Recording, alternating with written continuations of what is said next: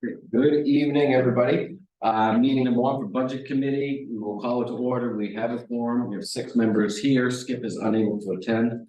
I think everybody knows me, but I'm ready to move on. Town Manager, John Lynch. Jim Lyman. Darren DeRoche, Becky Ketchum, Ruth Keister. Sally Wilder. Perfect. Thank you. The first formal item of business will be an election of officers. Is there a motion to nominate a chair? Make a motion to nominate Tara. I'll second. Are there any other nominations? Would you accept? Sure.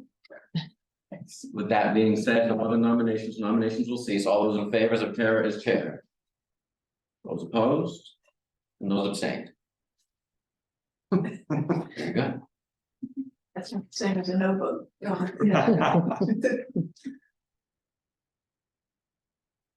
Let me keep on. Okay. The next would be a nominee for vice chair, please. Jim Lyman. I'll nominate Jim. I'll second it. Vice, how much trouble could you get? Are there any other nominees for vice chair? Mr. Lyman, would you accept? Nope. Thank you, though. I appreciate your support. I nominate Becky Ketchum. Is there a second? I just love to nominate. Are there any other nominations for vice chair? Would you be willing to accept the chair, vice chair? Here, send me, sure. Okay, You better be here next time. seeing no further nominations, all those in favor of Becky Ketchum as vice chair? Those opposed? Those abstained? Thank you. And does the committee wish to elect a secretary? Oh, Becky Ketchum. Oops. I forgot, I know. Sorry, you already wasted that vote. I'll be secretary. How about Jim Lyman?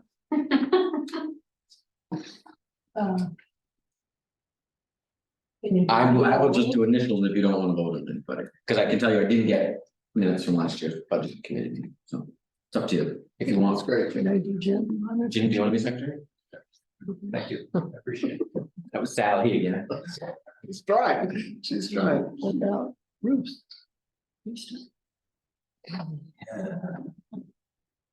I'm gonna decline. Yeah, well, so Let me know. Yeah. Skip. Okay. Okay, that's good. We'll go for Skip. Good. Okay. And then we're on to discussion action on January 5th, 2023 meeting minutes, for which there were none filed with the town, so no action taken there. And then your next formal item of business is review proposed 2024 budget. How does the chair wish to proceed?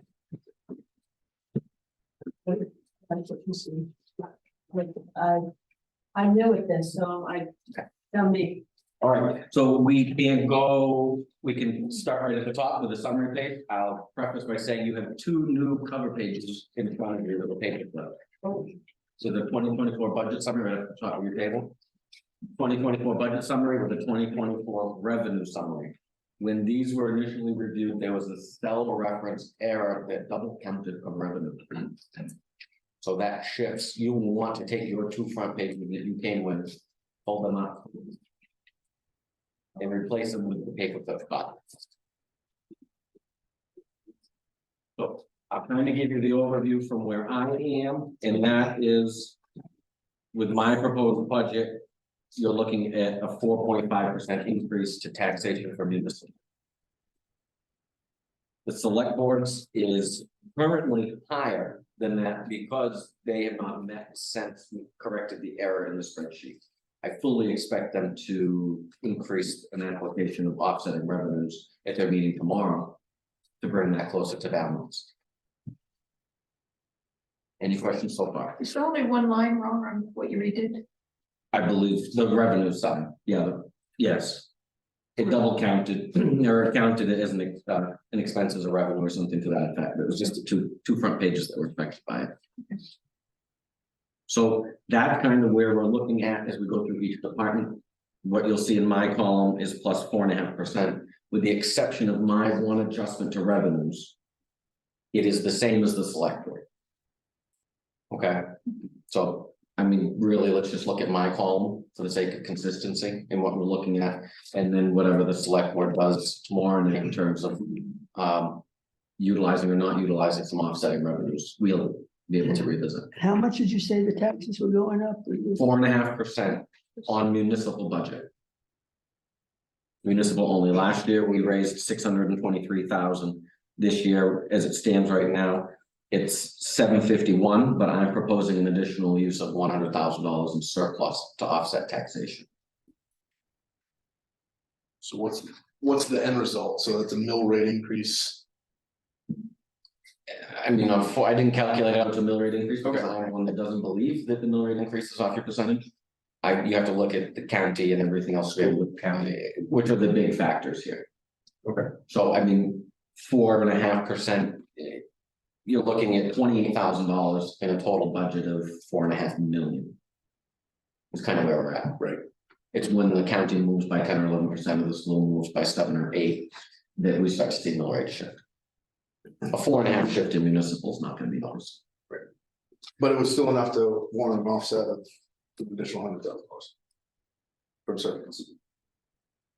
One might argue not. There's, different schools of thought in terms of what flat taxes are. Is it a flat mill rate, or is it a flat tax bill, or is it a tax bill that follows inflation, cost of living, and things like that.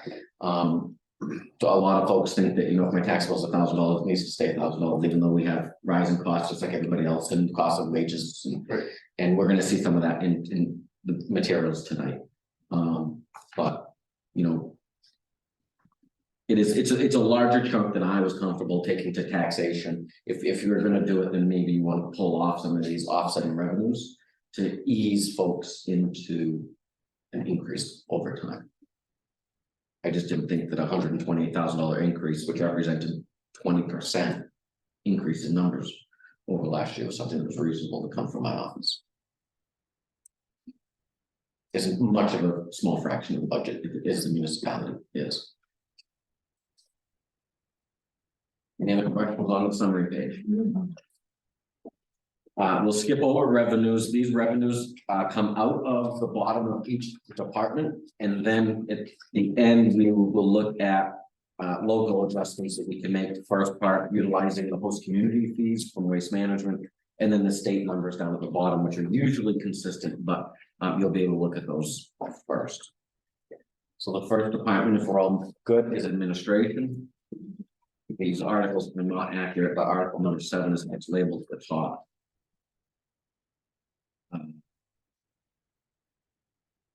Some of your highlights are 5% adjustment broadly in wages. Mine is contractual. Finance is not. Your full-time, part-times are all covered under collective bargaining agreement. Those increases this year are larger than they were last year, in the previous 3 years actually.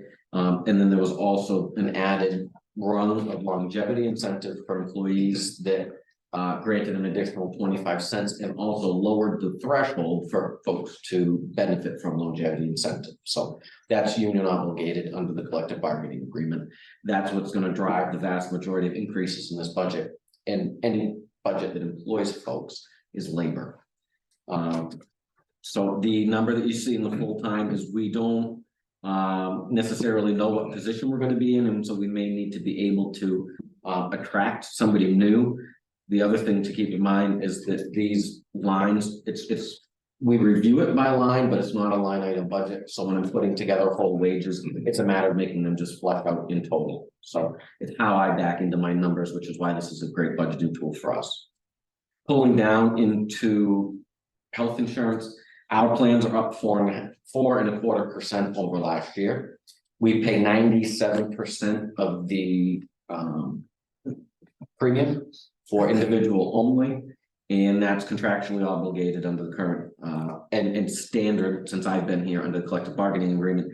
The one thing that did change is that the reimbursement to employees that decline town coverage will receive an additional 10% of their eligible benefit. So they're moving from 40 to 50% to help them with any out of pockets that they might have associated with being on somebody else's plan, but also to say, hey, thank you for using our money wisely and not taking out the $1,200 a month insurance when you do have something that's better.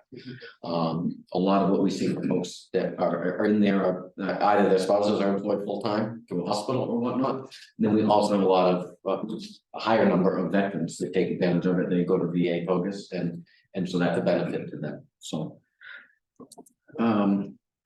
travel here is pretty small numbers, but that is an increase based on formula in the new contract. Printed forms have increased that over last year with the intention of printing a welcome pack, a new resident pack to distribute here at the office. We'd ideally like to get that done professionally. Postage is increased. That's based upon a forecasted increase the first of the year. Water is up 10%, which is relatively nominal in this category. Electricity, we're continuing to trend upward, so that's been increased to 3,000. We have department equipment that's up just 1,000, but what is noteworthy there on the top of page 2 is that includes the expense of the on-demand generator here at the town office, less than 50% contribution from the American Rescue Plan. Our audit number is up 34.5%. That is our Smith company. They've been doing audits around here for a very long time, and that market is limited. They pretty much just said this is the cost of audit for next year. So we're going to have to absorb that this year. And if we decide to RFP that, send that out for request for proposals, then that would be something to come in the future. Uniforms is a new line here for administration. That was something that also came with a new contract, and that is employees working in the office will be eligible to purchase up to $300 a year in work appropriate tops, if you will, that would then be sent to the town and embroidered to try to create a stronger sense of team and representation. So we do that for all of our other departments, and so this was a way of trying to include and support the administration staff. Software support, that's 25,000. That's a line. I mean, 2 years ago it was $7,000 less. Trio, which is our internal software for just about everything municipal, from assessing, tax, billing, sewer billing, and motor vehicles. That is a contract and it'd be very difficult to pivot away from. We signed a new IT contract this last year. That has added surprisingly high costs to each department that has computers, but it also allows us to transition over to .govs, have remote maintenance and things like that. And then also our website expense is integrated into that line as well.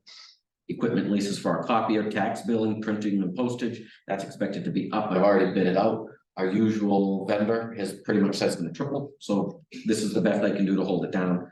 And I've got that sitting on my desk now. And then the $12,000 nugget here, it was a request that I had submitted, being a newsletter expense, where back in COVID, if you remember, we did an every door direct mail, 8 to 12 page newsletter. That was paid for by the state at the time. But in trainings and whatnot that I've attended and discussing with folks in the public, that's like the best way to get to everybody reasonably possible. So this is a high-end estimate of getting a 8 to 12 page colored newsletter, professionally designed and printed, and sent every door direct mail. Now I do the base formatting, but at the end of the day, they have to draw bleed lines and things like that. But And that's great. so that would be the bridge, and we would start sending that out. It would be something produced very nominally here, and it would be outsourced to somebody like ProMark that would be pressed. And we've been asking for folks that would be interested in contributing, whether it's to the existing small version or even the bigger one. We would expect some of our current employees and new employees to start contributing to that newsletter as a part of their job expectation, and hoping to get good news and word out about town business in general. And how many times a year is that? 4 is the plan. And well, I say that it's probably going to be 5 because we've run a small town meeting special edition. And that town meeting is just whatever candidates appear on the ballot, we issue them similar sets of questions depending upon their office, and we ask them to respond. And that's a public awareness. We have to be very careful about how that's administered. Yeah. And this is similar to what the money was spent from the COVID funds? Yes. So I've got to be, it was about $3,000 a mailer, so 26 and change. And we had about 150 extras printed each time. Yeah. And I had did that, I sent out a request for proposals on that, but, haven't really got back on that. Coming into your offsetting revenues of interest is your tax interest, that is under budget right now. We expect that to come back up when the end of the year, applications came through, and people start paying off last week. These numbers were updated as of your packet. And then your other big one here, is interest income, moving that up to $50,000, where, you know, in years past, we haven't been able to count on that as much, but we've been working investments. Just on our CDs alone, at Scout Savings Bank, we were at about $80,000 this year. That's absent the CD that we have at Franklin Savings, that's absent the rate that we're earning on our primary, all of our other accounts. So that should well exceed $100,000 in terms of interest income this year. But is it, what's the duration? So I've got staggered investments right now. I just renewed a 5-month investment last week at 5.25. So that's not bad. And that was with the rate ticked down. Because it matured on Thursday, so we rolled on Friday. They were already aware of what we have for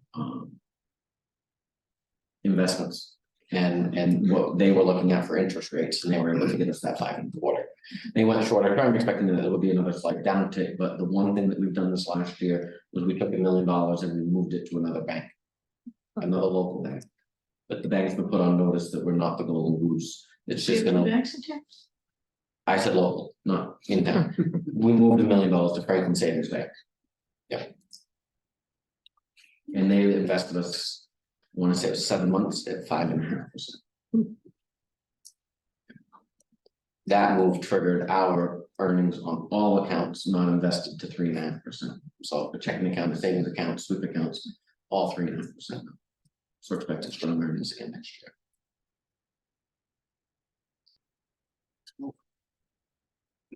Well, I got a question. Should I go through you? Should I go through? I'll bounce it off you, Richard. Okay, so this is my annual concern is that in 2022, we spent $363,000 in the administration. We budgeted a little over 400. We actually spent 376. And we only had an increase of about $3,000. And I realized there were multiple reasons that happened. And this year we're jumping 85 is what we're looking for. So I want to look at some of these items. I've got a little one here that I had a question on. You want me to keep going? So the first one I had on the uniforms, I think that's a great idea.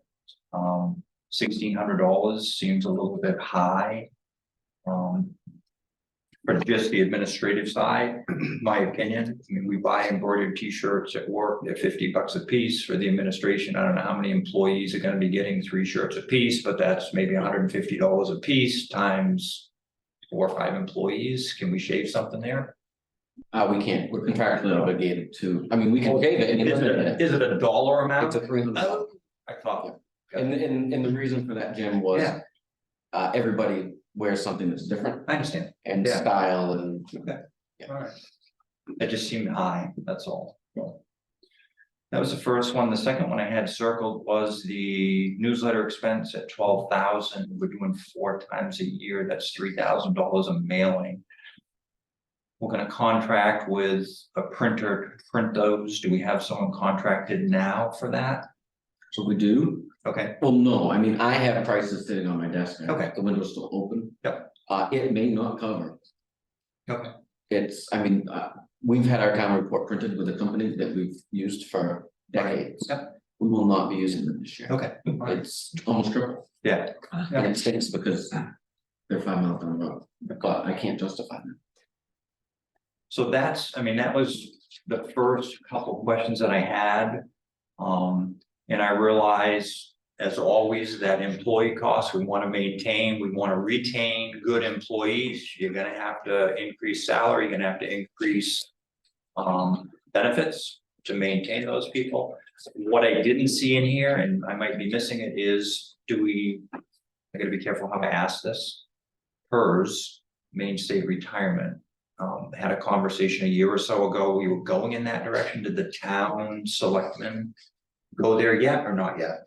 No, they haven't, Okay. and looking at the cost, see how that plays out for us, riding the rates and whatnot, we could always look at buying it, which is difficult after the fact, but everybody has their full money, if they've chosen to move with that. Even if they did decide to put something on the ballot for this year, it wouldn't be on this year's Okay. budget. I just didn't see a line, so I didn't know that was It moving. was also subject to negotiation. Okay. And it wasn't, how's that? So. Got it. All right, so those are my three little easy ones. I'm still trying to figure out how we went from 376 to 451, our actual cost that we spent. Is everything in for this year? We still- No, so this was, Pending. you know, a year old, I've still got 2 warrants that haven't been applied to this, Okay. we're gonna be just under 400. Okay, all So right, the other thing is that we've been short-staffed for the last quarter. Mhm. The highest paid administration employee, that's not me, correct, has been out. right, And so I've been covering that, absorbed by my salary. Yep. And then we brought in a part-time folk that, you know, works certain savings. 16 to 20 hours a week with no benefits, Okay. no retirement, Mhm. any of that. So that's been savings that I can't afford to give up on paper Sure, for next year. So that's a big understand. So I'll keep going. Okay, so line one, town manager. 22 is 93, and this is all contractual, I realize that. 22 is 93, 23 is 97, actual is 95. I don't know if there's anything left there. And, Though that line will be used up. okay, Yeah. all right, and then, so employees. 3%, 4%, 5% bump is a standard. I don't know anymore, because I haven't been involved in the union. So they went flat rates Okay. right now. All right, You know, they were at an 85 cent increase that was negotiated this year. okay. And then there was the extra rung of longevity. Okay. So my question, and I want to be careful because we're not talking about people here, we're talking about lines on a page. Mhm. And this is not a line item budget, so if we pull something or suggest something be pulled from one line. It can easily be made up or adjusted in another line. So is this 106,500, is that a request prior to negotiation, or has that already been negotiated, or is that public information at this point? I gotta be careful. No, that's fine. I can leave that right. No, that is if my contract stayed the same. Okay. With no added Okay, request, that's what it is. My contract is up for negotiation next year. got it, okay, And candidly, you're gonna look at a market analysis and say we got behind again. And it's not popular, but okay, thank you, appreciate it. Thank you. That's a line that is never set by the budget or anybody else, that's all contract relationship. Yeah. so you can move it, right? Folks tried to move it last year, and so there's nothing that says you can't take it out of the budget. But we're contractually obligated to pay it, so Right. the wages come first and then the lights go off, right? We shut down the office and the lights go out and you get service for 3 days a week because I'm contractually obligated to pay my employees. As long as I reasonably can. Just trying to, what happened last year. Yeah, that was a little People should messy, understand when they have to come in and speak up, right, it's too late. Right. Yeah. So the time. In the coming year would be October is when they. I mean, I think it should in fairness be advertised, we're not here to review that. So there's no public process They- for that. Yeah, There's no public process. You could say something, the select board, they're like, they send me back to my room and they will clear all but a quorum. And that's the role of the select board member. and that's the time for anybody. that Right. wants to do I mean, if folks have concerns, they should reach out to the select board members. And go through that public process.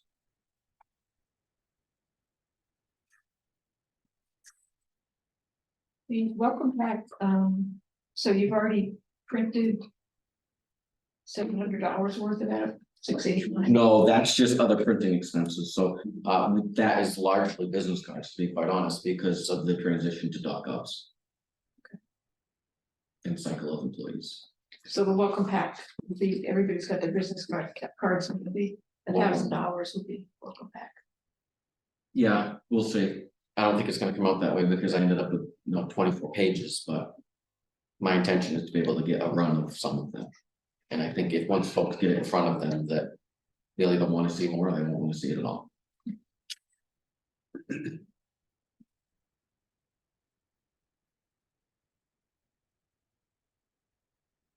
And there are samples of that amateur print out front. I think you talked about the department equipment.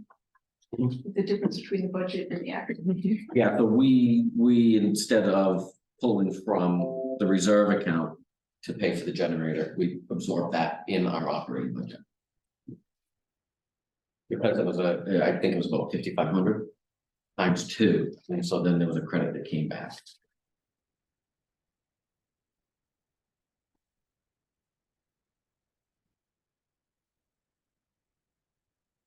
So an equipment lease, you don't have any control over. Well, that's printing costs, right? So every time I run a piece of paper through, it's 0.5 cent for black and white, it's 5.5 cents for color. So the more newsletters that I push out of this office, that moves, and then I get a big old bill outside of my $110 a month at the end of the year for my overage. So if a newsletter, can I back up to that for a second? So newsletter, if that cost logistically, are we printing that here? And we hope to go to printing with it? That's correct. Okay, But I only print 50 right now. gotcha. They all get taken. The vast majority of them do. Yep. Yep. I have probably 5 of each, and usually I end up running the second run. And depending upon who can get them out and what's going on in the community, I know when we had like craft fairs, Becky would take a stack to historical into the Grange to try to get stuff out. We usually take some to Ainsley's, we usually take some to the bank, and I don't monitor those, to be quite honest with you. They're going to I don't know what you say nowadays by black and white versus color. But now if they're being mailed to every house, the front page being color is important. The other page is less, they're gonna get it, whether they have to make it, if there's a substantial savings there. On $12,000. You're talking about producing something, putting something and mailing it to a person for less than $1 a piece. That seems Ideally, pretty. right. Pretty impressive. I mean, It's very thin pound paper. yeah, I don't know. I mean, like, Onion skin. when we do mass mailings, we're not anywhere close to. Anywhere close to that, so it seems like a pretty good. The amount of value that it adds, I think. But it's just another tick on the belt to add up and overall budget at the end. For sure. Can we afford it? But if we're looking for Yes. more people to be involved in the town, I think what Richard's saying is that's one of the best, the most. Readable, ways to get Yeah. there. I think to be informed, I think we're missing a whole segment of people who just aren't online.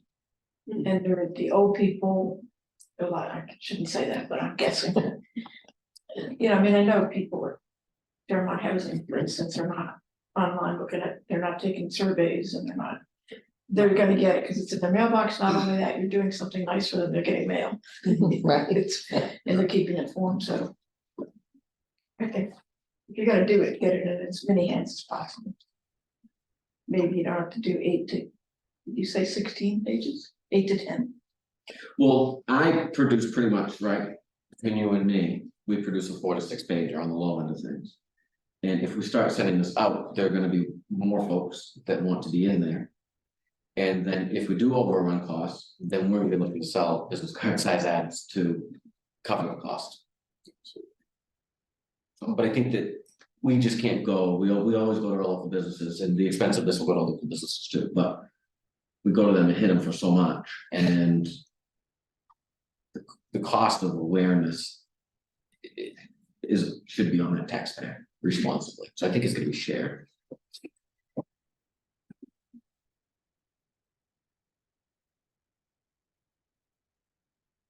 Anybody else have any questions? Well, my concerns as always are. This is our first budget, first group of people, we're talking about 5 employees. In administration. $50,000 increase, I realize 12 of that is a newsletter, about $38,000 increase. And, you know, we've got highway and a lot of those are driven, but I don't know how we maintain this forever. Because it's just gonna go totally disappear. There's no way we can maintain this forever. So anyway, I'm not happy with it. I don't know what we can do about it, but go on. So the way I calculate, I'm just gonna ask it if it's. Whatever, I figured this out to be 8.5% on your increase from last year. And It's a combination of two contracts. Yeah. 8.5% for the full time. Mhm.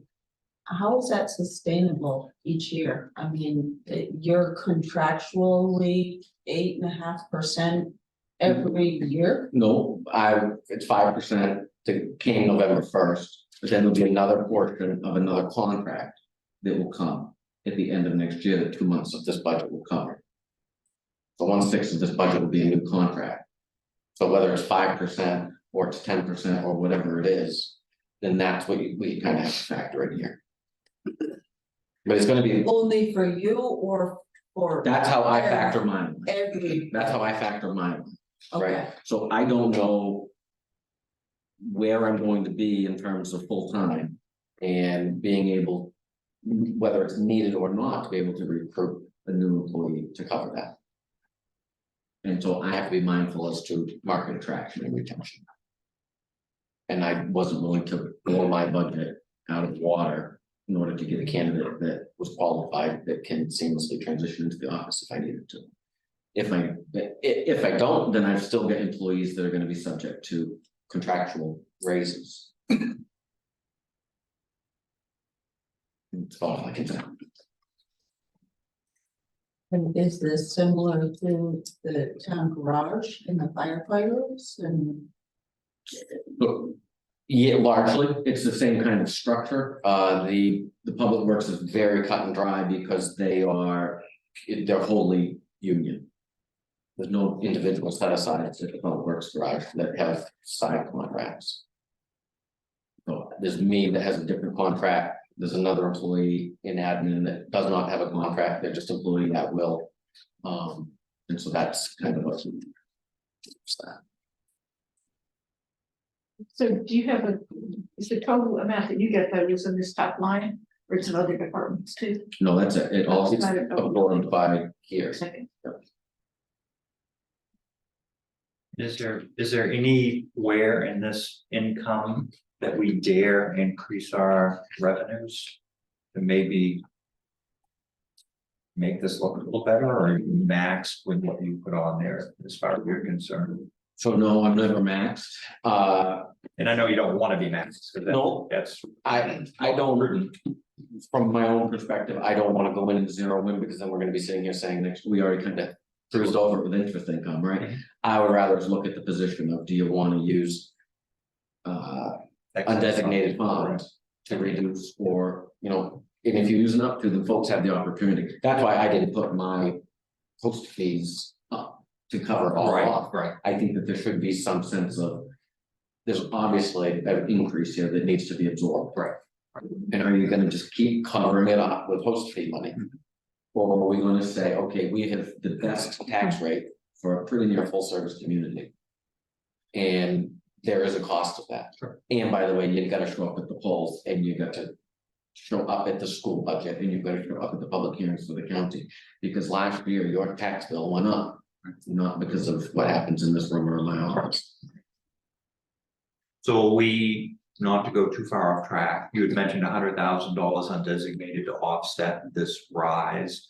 Is that something that the select board has capped at 100,000, or is there a leeway if the assessors or if the board of selectmen change their mind, can we increase that amount as we get closer to that budget? So there was a discussion with the select board at the last meeting about feelings of the assessors. Yeah. Last year being short of the full Yeah, that 400. is- And I think that was understood and Sure. appreciated. Okay.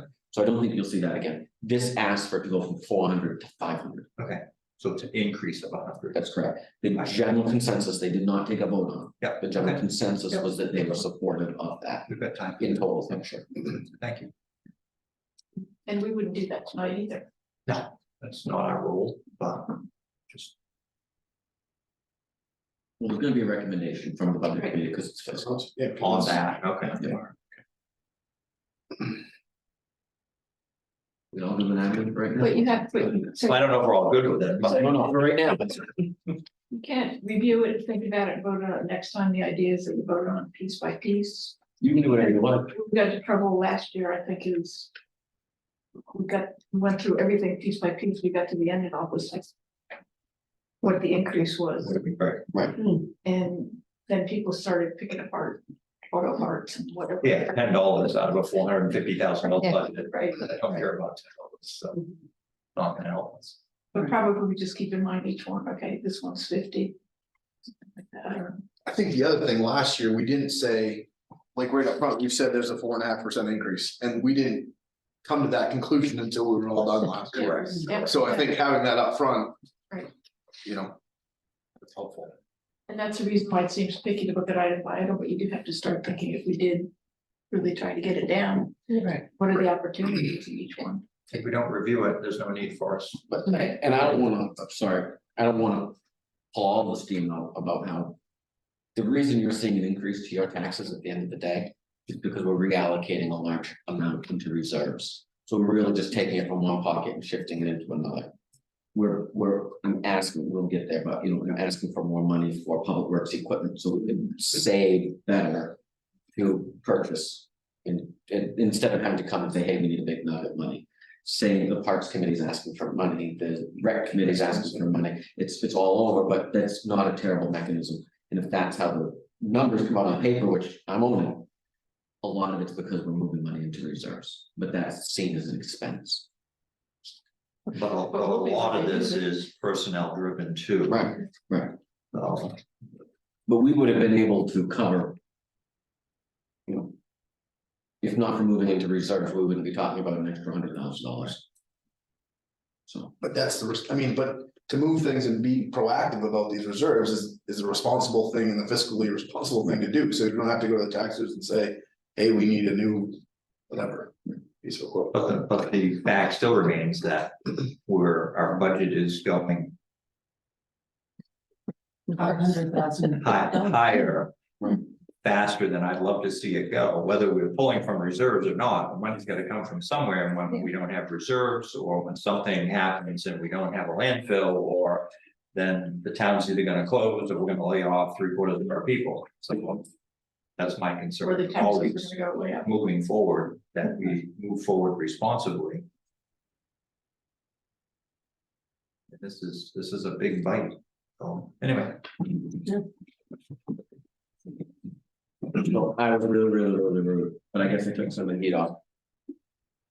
The fire chief is here, and if this is no comparison with the budget committee, I'd like the fire chief to be able to present the budget, and answer any of the questions that you might have. I don't need to go out of order, I can stay in light. Yeah. If you have a prescribed order you wanna go by, that's fine. So are we gonna make a motion on admin or not? I don't think, my feel is everybody's not comfortable enough yet, maybe, I don't know. I don't know. what to do. Yeah, it's $50,000 more this year, That's $50,000, and. The budget's going up $450,000, so from last year, so. Do we want to shave now and Recommend a shave? right, or do we let Todd go and come back to it? I don't know. I don't know what people want to do. I know me personally, I'm feeling like it's a lot of money again this year. I'm worried for other people within this town that they're not going to be able to afford this. We're going to keep building things up and making this big town. And then when waste management goes away, this big town is going to collapse because the budget is so big. That's my own feeling. I've heard from other people that, it's, Plus you have to plan for what, you can't plan, for it can't be a downer, but there are things. What happened a week or so ago when the bridge is suddenly in jeopardy for a few minutes there. There's the whole thing. I saw a recent select meeting that I wasn't at, somebody came in and concerned, I think it was about the water or wells or something. What it was, I couldn't even recognize the person. But things could happen, I mean, there are people in the town who feel things could happen because of waste management. I mean, you look at what happened in Fairfield with their wells, and I'm not taking a side or putting anything politically out there. I'm just saying you need an emergency. So we have a post-emergency fund. They also carry a very, very sizable insurance policy that benefits the town if something does happen. The other thing to address, our single largest taxpayer and largest revenue stream source, aside from individual taxpayer, is that if something does happen with that organization and its associated entities, it's gonna be more than blowing this town up. It's gonna be, we might be able to hold it for 2 or 3 years. And that's just the stark reality. People are gonna get used to major adjustments. The cost of trash disposal alone is almost $500,000 a year, and we pay zero. And so those are the things you want to keep it in mind that we want to be fiscally conservative, but we also can't plan. It's not possible to plan for what happens when and if the company, the entity leaves. And I have a question.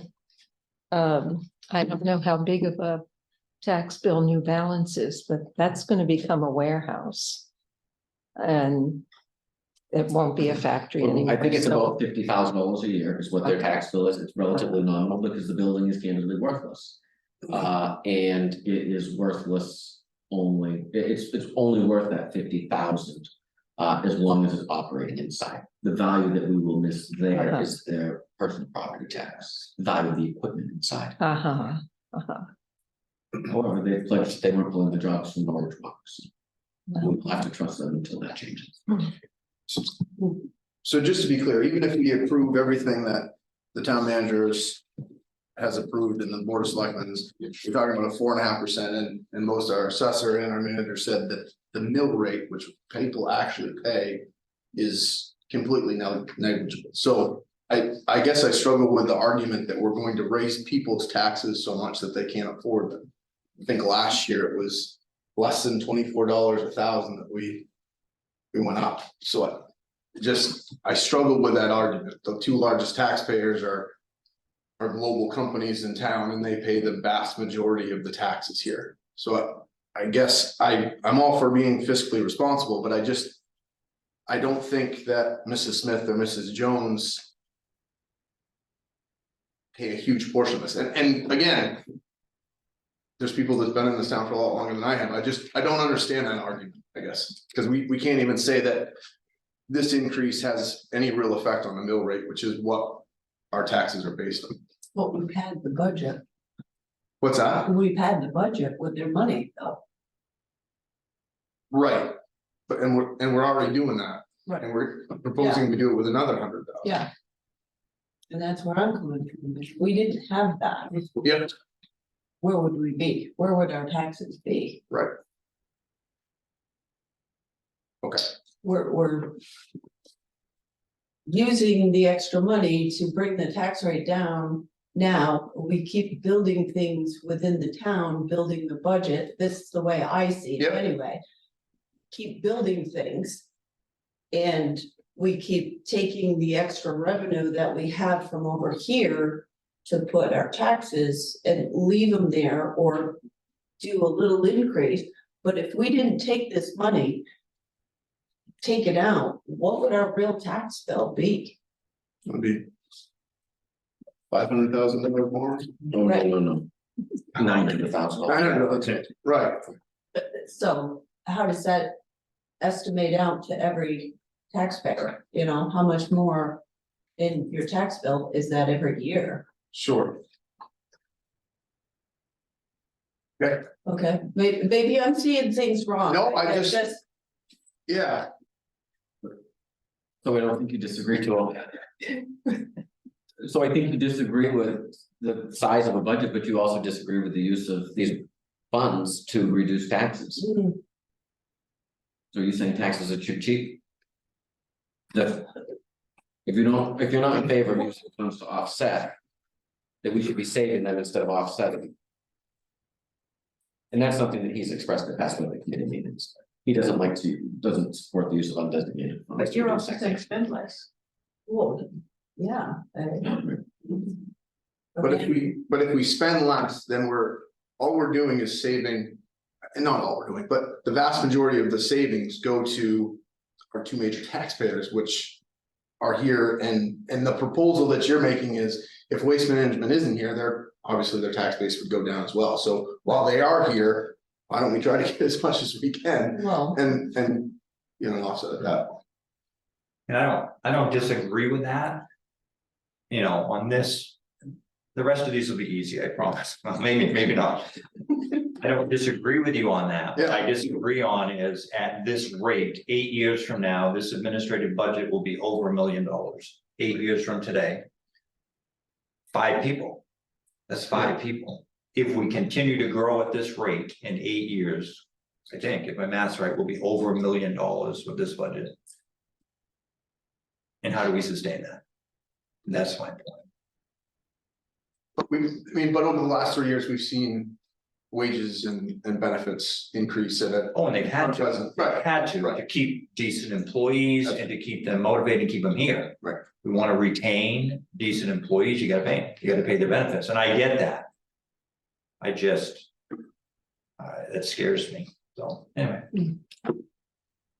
I wonder. and that's a department of 5 people. What do we do with highway and fire department and all the other things that come along behind that? 8 years from today, I'd love to see what these numbers look like. I wonder how we average with other towns of our size. I mean, we've got 3,200 people, something like that. I'm not sure exactly. And we've got an enormous budget. And do other towns,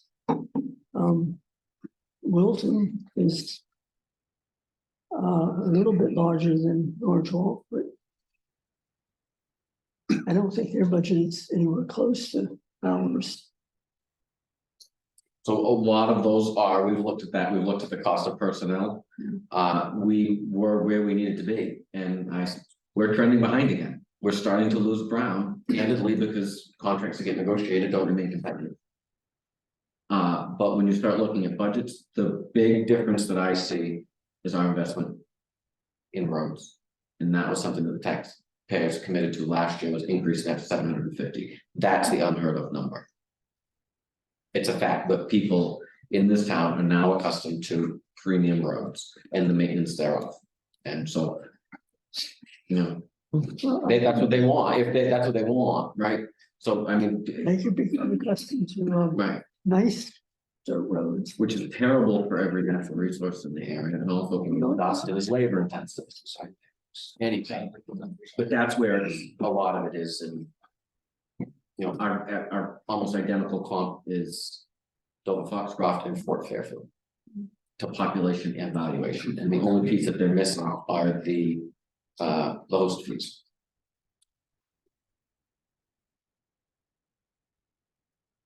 so. Can we table it for now and let Todd in? Does everybody feel comfortable voting this right now, or? I like the idea of going through it and seeing. Seeing what we have. Instead of one bite, and this happens to be the first one bite. Yeah. I mean, I'd be in favor of looking at the rest of the budgets and just see if we can find some space somewhere else in this budget. Right. And then make a recommendation, yeah. I mean, I think that's the main thing. Is to spend time on it. Yeah.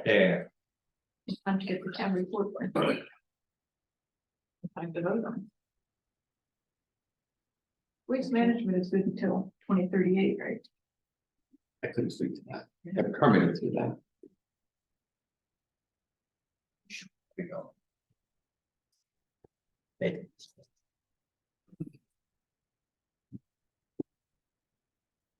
Don't table it for now, and then just Pleasure go of the board. and let Todd go. Is that okay? You can ask your budget committee members if they're good with that. Do you need a motion or? No? Okay. No, yeah, let's just pass it over for now, we might come back to it, but let's pass it. over for Okay. now and then. Might be really quick. Oh, I hope so. Yeah, so moving on to Article 12. What would you like to do? Would you like me to present it to you? With my highlights and commentary, or would you? You have it in front of you, would you like to just start asking questions? Whatever your pleasure. So is the department request and town manager request the same down through line to line, do we know? Yes, it is. It is, thank you, perfect, that'll save a lot, and the board of selectmen the same to all three of those are the To same. be fair, Yeah. I put this together, went through it with Richard in a collaborative way, so it wouldn't be a surprise. Yeah, That excellent. Columns are the same. so the, Go ahead. so the big employee rates are going up, insurance is going up, on and on and on, what are the big things in here, Well, the that's- big ads? That's the big nut is. Yep. The first several line items, okay, and so this is a. 70-80%, you can do the math, 70 or 80% labor driven, and when I say labor, I'm including. Things like health insurance and benefits and all the things that happen when you have employees, right? There's a few things, the first two line items are full-time firefighter. Wages and budgeted a 7% over and above, not last year, but over and above what I anticipated that we would spend by December 31st. This past, by Sunday. So we look at it, we say, okay, this is where we are as of December 1st, where do we think we're gonna end up? And then add from there, so it's not 7% of the prime budget, if you will. Is it 7 or, I thought maybe I did it wrong, I got 7.9.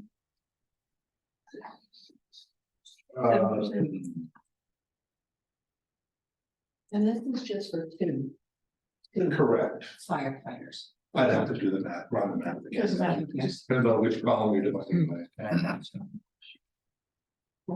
I'll go through you, it's just cleaner than everybody else. Those are just the first two items are the two full-time firefighters. So could you explain just a brief overview, full-time firefighters, 2 people, full-time firefighter overtime, fine with that. Yep. Part-time administration and call force firefighters. Yeah, I reclassified, renamed some of those things, so. Thank you, yeah, They were. The budget line items. Didn't mean enough to me. And I needed to change the words. sure. So the next one, the third line item, which is called part-time administration. That is intended solely to cover myself. And Daryl Wyman, who's been hired as our department administrator, Awesome, okay? And he starts tomorrow. It's part-time. nice. Yep. And so Richard has made those appointments and hires, and the board is, selectmen have concurred in a reasonably recent meeting. And the costs and the so forth that's been agreed to is the number that you see there, the 42,000. And line 4, Line 4 is for the call force people. Okay. They're coming in when the tones go off. So not me, not Daryl, not the 2 full timers. The hourly paid people that are voluntarily showing up when the tones go off. Okay, so we try to clean those first 4 lines up to delineate position, if you will. How many are on line 4 approximately? How many are there? Yeah. So I've removed myself from line 4 and Daryl, we're just doing the flat pay rate. And the full time. And you take the full timers out, and so, and then you gotta subtract those 4 from about 19, so 15-ish. I wouldn't say we have 15 very active, maybe half of them are very active. And then the rest of them are when they can. So you'll see a bunch of sharp changes from previous budgets and so forth, up and as we reclassify those 4 lines, like, for example, the call force firefighter number went down by $8,500. So Jim, you like that, but you'll see another line item jump up by a similar amount, because we're trying to reclassify those 4 lines. It was very confusing the way it was worded. So can I ask this question? If I can't ask it, tell me not to ask it. Okay. We used to have a stipend line in here. Is that changed? I don't ever remember a stipend line. All of stipend?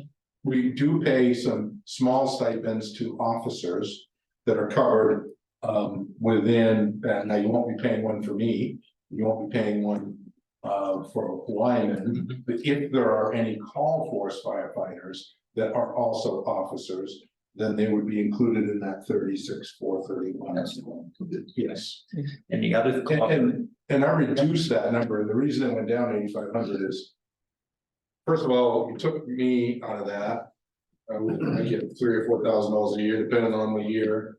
And Darryl Wyman out of that, and then looked at the 6-year on an average, because that's all the best you can do with never knowing how many calls you're gonna get, so reduce it accordingly.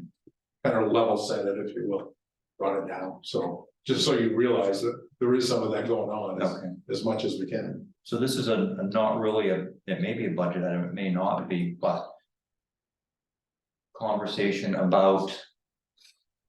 This might not be appropriate here, but conversation about providing a stipend for someone who has to be here on call. They can't leave with their family somewhere. Is there anything in this budget to cover that as an incentive? There isn't, Okay, but I want to develop that. next, So I want to work on that in 20.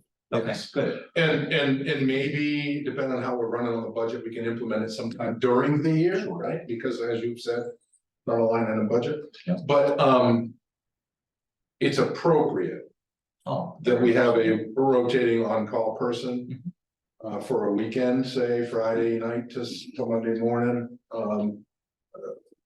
The parameters, there's about 50 parameters you gotta come up with in order to put a program in place. One of the parameters being how much you're gonna compensate that person.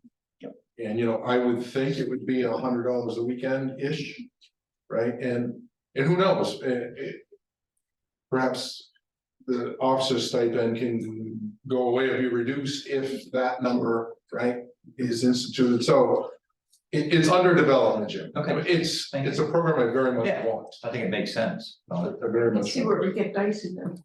Right. But you just show up. How attractive you make it so they do it, but doesn't make everybody want that job. Exactly. Yeah, it's the on-call part of it would need to be a responsible leadership type on-call person. It wouldn't be for everybody. It would be, if I want to go away for the weekend, I just don't go away on my weekend and I'm okay. It's that kind of thing. So somebody is responsible for answering the call. Even if it's answering the call and the person gets a scouting and fire or something. Right, so that is something that we want to develop. And then one more comment on the call force thing, even though there's a reduction there by a fair bunch.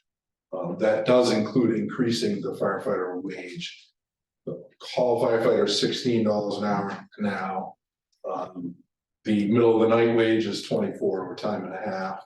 We want to increase the base rate by $1. And it's not enough.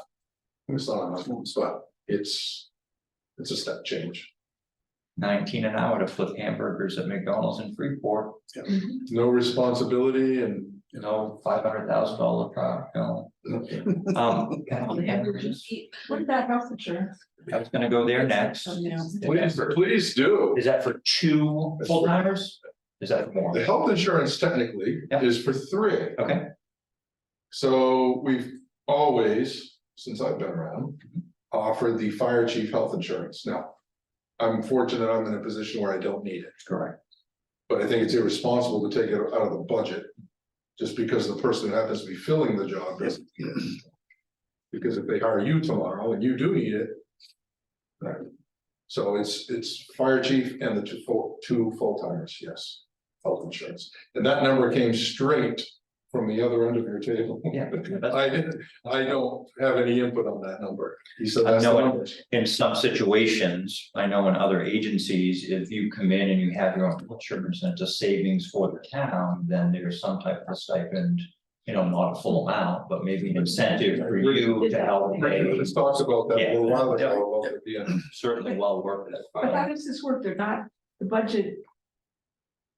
You're not taking it out, so is it really, how do you divide the 42?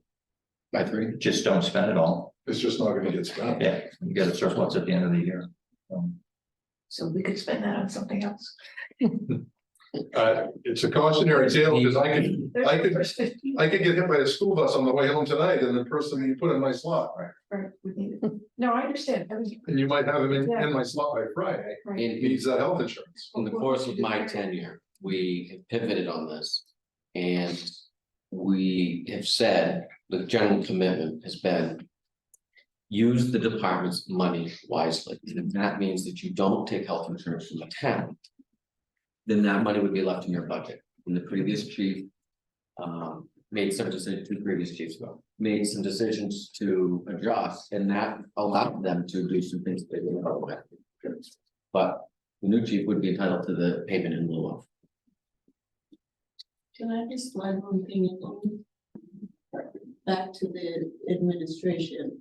How many is that for? Because they're, One person plus the chief.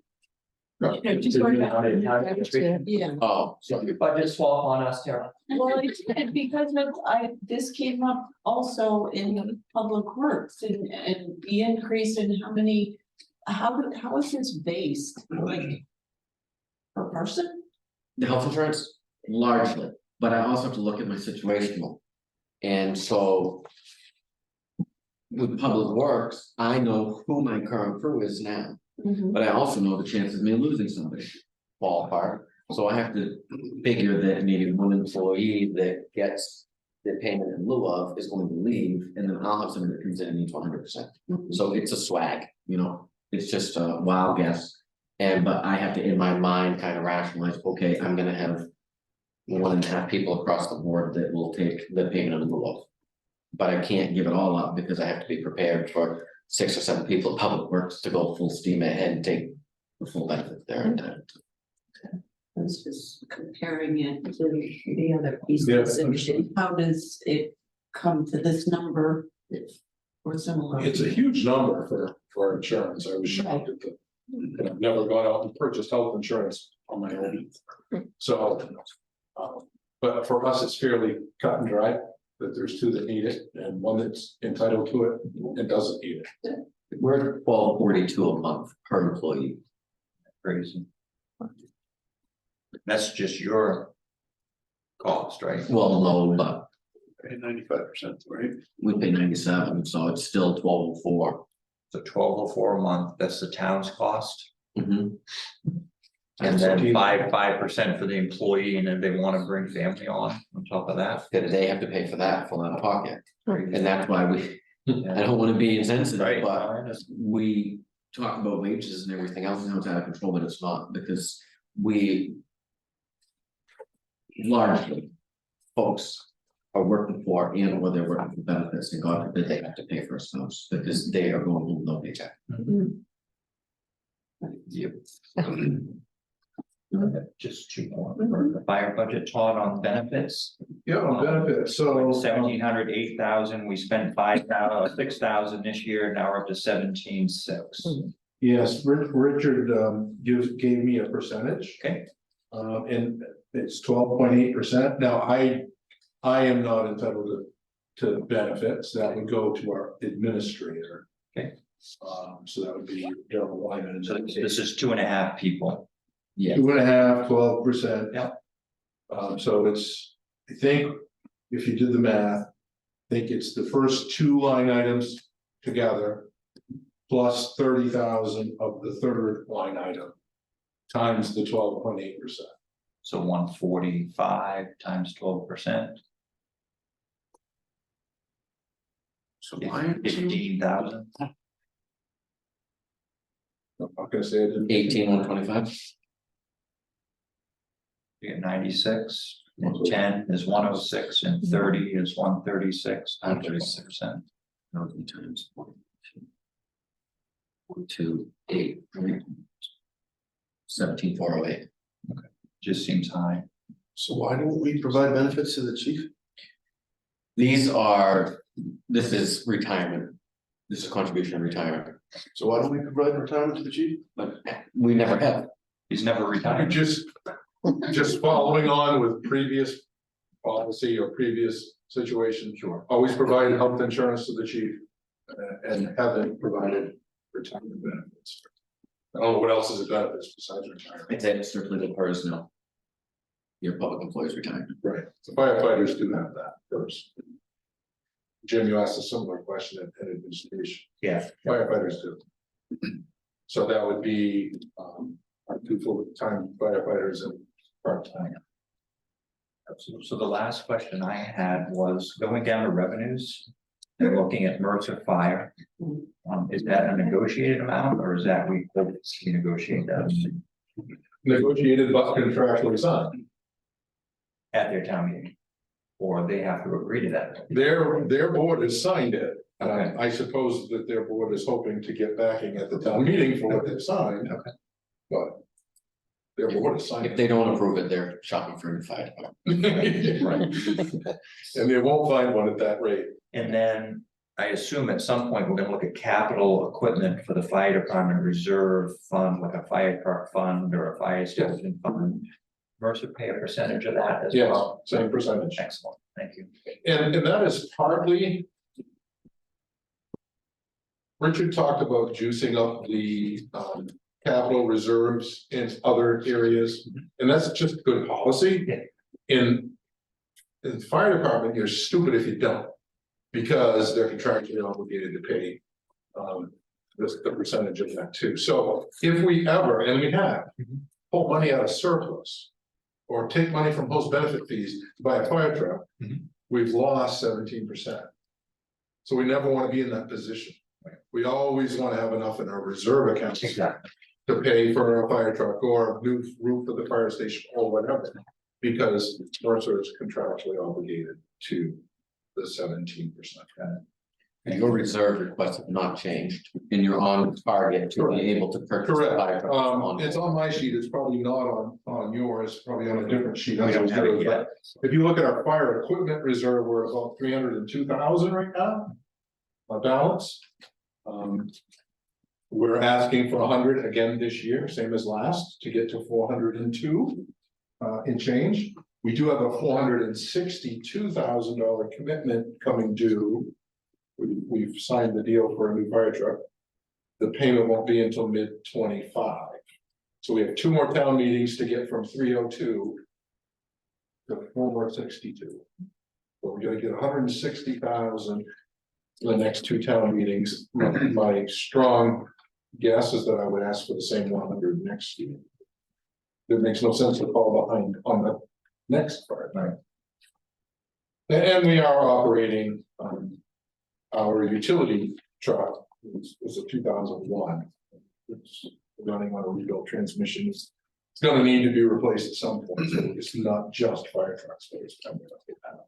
Any conversation about getting a pickup truck for our full timers to do these quick little jaunts around Errands? town, and so they don't burn It's on our capital, to the gallon?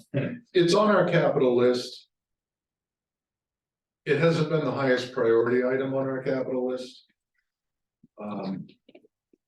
Now, one of the things I wanna do when I get my officer situation settled and my administrator on board, he starts tomorrow. Is review, it's time to update the capital list and we'll have a discussion at that point about it. There's a lot of benefits to that during the storm. And this happens every storm. You have people running around with barricades and cones and everything in their personal vehicles. Right now, what would be the town liability if that person gets stuck out in front of John's house in the middle of a river road with their personal, we all hope that never happens, but the reality is we do not have a vehicle in the fire station with an empty back end. We just don't. For running out road barricades and that kind of thing. So it's a discussion point, but so is a boat, so is a four-wheeler and all kinds of other things. Capital list, and it's a matter of priorities. Finish out the equipment, the capital funds. We have a second capital reserve fund for fire building or fire station. It's got $77,000 balance. And then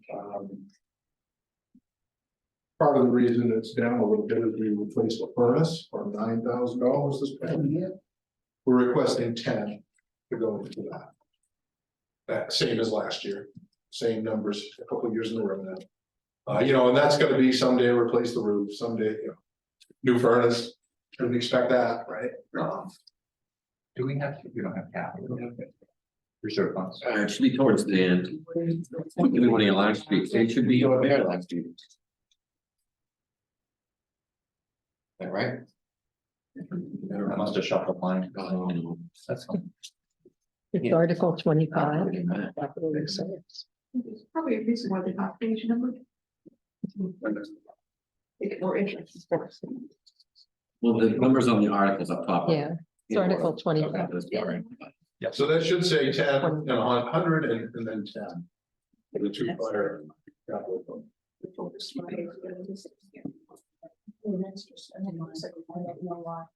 I should have. Separate one. It is the second one. So that's a 20, total is a $27,000-ish increase over last year, over 23. Hmm. Largely labor and benefits driven. In fact, it's actually all labor and benefits driven. I will say that since we've now passed the 31st, I can tell you that we finished the year at 306 calls. Which is 40 more than the previous year at 266, so more than 10% increase in calls. And that's probably not going down. Talk about what's the software support happened there? I'll take this one. Yeah, well, I can say that.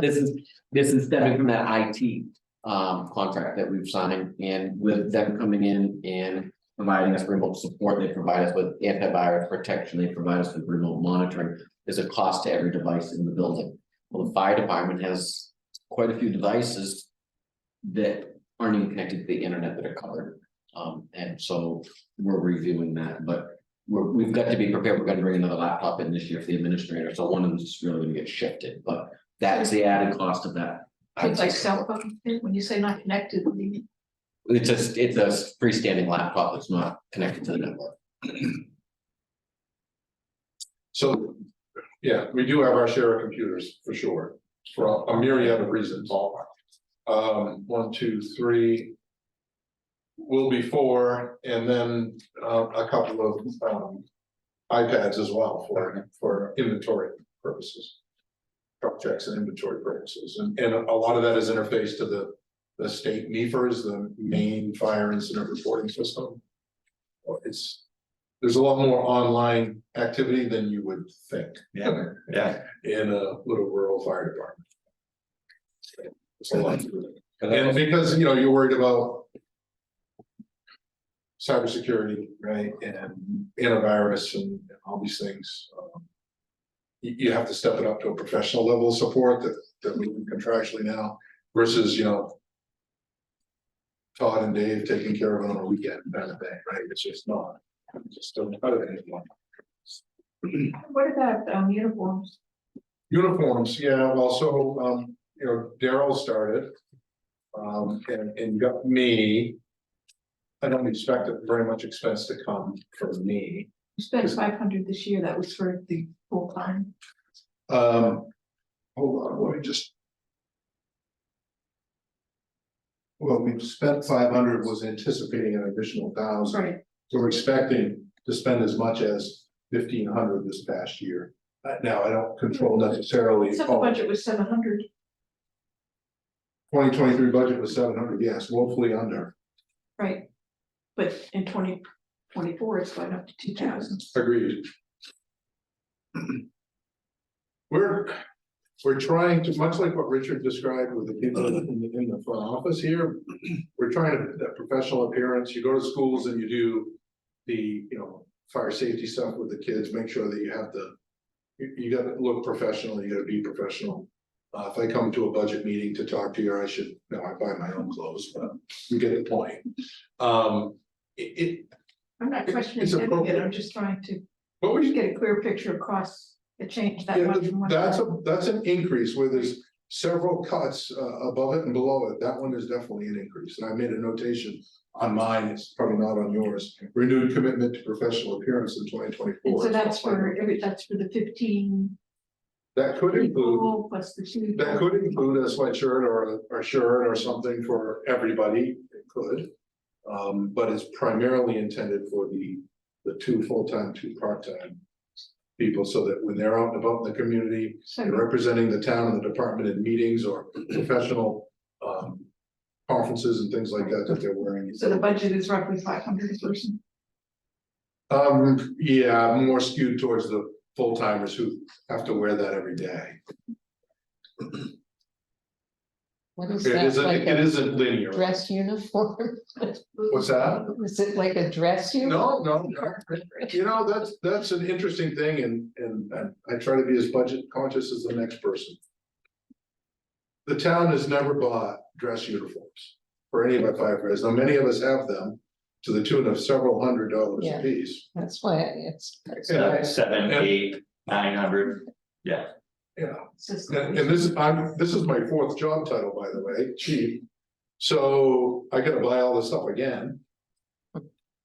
And that's fine. You embroider. No. That's fine. In general, the employee has always bought their own dress uniforms if the employee decides to have them. Some would prefer not, and that's fine. This is everyday stuff to wear in the fire station when you're on your official duties, when you're going to the schools, when you're going to, the fires in other towns, whatever you're doing is part of your job. This is the day to day. It's important. Right, it is important. You can't show up and look like a couple of mechanics. You gotta show up and look like a couple of firefighters. I have 2 firemen that share shoes. I'm sorry, I have 2 firemen in another place that they share the shoes, they're dress shoes. So you get them tonight. there's and the cost of that stuff is incredible. So there's no union, like with administration, there's a $300 per person annual in their union contract. This is an as needed, this is a managed and as needed. So that's just for administration, that clause. It was in the CBA. Yep. This also covers, we have a couple more common folks that float. Yeah. And when they do coverage. When somebody Yeah, takes good vacation, point. somebody else comes in, I don't do sweatshirts, I'm sorry. Yeah. You need to look like you belong with the team, Right. why don't you wearing your mechanic sweatshirt, largely what you're saying, I love them. But that's not the image we want to be portraying for $40, you can. So what you see me wearing here today is pretty standard. It's a what they call a job shirt. It's made by a company 511. They're $100 a piece. Yeah. $100 a piece. They last forever. They're extraordinarily durable. Huh. But you don't have to buy very many of those before it's the expense. Did I hear in here that Mercer only pays 17% of the fire? Yes, Who negotiates that? And when is their increase? Because our budget increases and. So there's increases proportionate, right, 17%. I go crying. And it's so. I'll advocate on their behalf first. They're a small community with very little tax base, and that's really about it. Then there's us, and they're very fortunate that Norridgewock has been loyal to them for as many years as they have. It provides them with a funding source in the fire department they could not have otherwise themselves. The 17% has been a long-standing number back 3 or 4 decades. And we haven't really negotiated it. You look at the same way that I don't get billed out to each department. Administration absorbs it. That's kind of how we've looked at it from this perspective as the good neighbor. They just signed contract, actually this, like January 1, the new contract for 3 years. And it'll say it's 17%, but when our capital accounts go up or our operating goes up, then their budget goes up. So it's relatively representative of the number of calls to service. We don't value those calls. One might say, well, there's more fuel and wear and tear on equipment when we go, but maybe not. Is it a structured fire? What's the nature of the call? So it's just been kind of the generally accepted good neighbor. Take a look at the percentage of calls. And does it look pretty consistent? And they've not been over 17% since I've been here. I don't know how our numbers will look this year, but if I had to guess, it's going to be at or below 17. It's the 16 last year, which is just doing the math. We got 306 calls as of Sunday. I asked the guys this morning, please run me the numbers. And I haven't got the details yet. I was up at half the night. It's always great in that general. And in the spirit of, they have to budget for this stuff just like we do. We can't be a floating number. So the flip side of that is that when we don't spend all of the money and it lapses into our general fund. Okay. Yeah. But when does that happen? Every December 31st. How much money does lapses? And whatever the gap is between. We didn't spend our budget this year. Nobody ever fully spent, well, very, very rarely does any budget fully get expended. But whatever is left at the end, and I was trying to pull it up, but my computer's maxed out right now. I mean, there'll probably be 10 grand that goes back in. That's Maybe. pretty close, Richard. I was anticipating. So 17% of 10 grand, $1,700, their money's gone into our general fund. It's contractual, doesn't have to go into a separate reserve or anything, right? That's what funds the use of undesignated. It's Sorry. probably close to Mercy 8. can't get it back. That's correct, so it's another one of those. I know that we're under by 7,000 or 8,000. And that's in some budgets, you could say, well, lower your budget. In the emergency nature of our department, maybe you could say the same thing about the highway department. You don't know how many storms you're gonna get. You're better off to not try and slide right in and spend your last dollar on the last day. Right. Because of those unanticipated. Like, we spent a lot of money on labor 2 weeks ago. That actually doesn't come out of 23's budget, that actually comes out of 24's budget. Because of the way payroll was run, but Doesn't that get reversed by? we may end up with some reimbursement. It may, but we don't know that yet, it hasn't been declared. They've asked for it to be declared, I'm tracking as though it's been declared. But there's never a guarantee. And it never comes back in the same budget cycle. I still haven't got my. We're in the same department. I've got two, well, if this one opens, I'm gonna have 2 open storms that I'm working on claims for. And I don't bill out for my time that I have to allocate to get this money back, but it's substantial getting federal grant money back. So I've got a question on that. So we approve this budget's in place, town votes on it, and then 6 months later, FEMA writes the fire department a check for $50,000. What does that offset? It won't, and it won't be for 50,000, they'll be hard pressed to get 3,000. 3 or 4. Dollars. Public Works will be the big benefactor of that. So let's look at Public Works, just as an example. So Public Works gets a check for 10,000 from FEMA, the federal government. Where does that go? That will either go into general fund or it'll go into an emergency management reserve account. Thank you. Yeah, that doesn't go to a specific town department. Yeah, I just didn't know, we're approving these budgets and they're being spent and then. I like the thought. Then I'm talking to them about- I like the thought. So, any questions about it? I'm telling you, it's largely 80% labor and driven by labor costs, benefit costs and that kind of thing. You know, our call numbers go up every year substantially, 10% again this year. The numbers are real.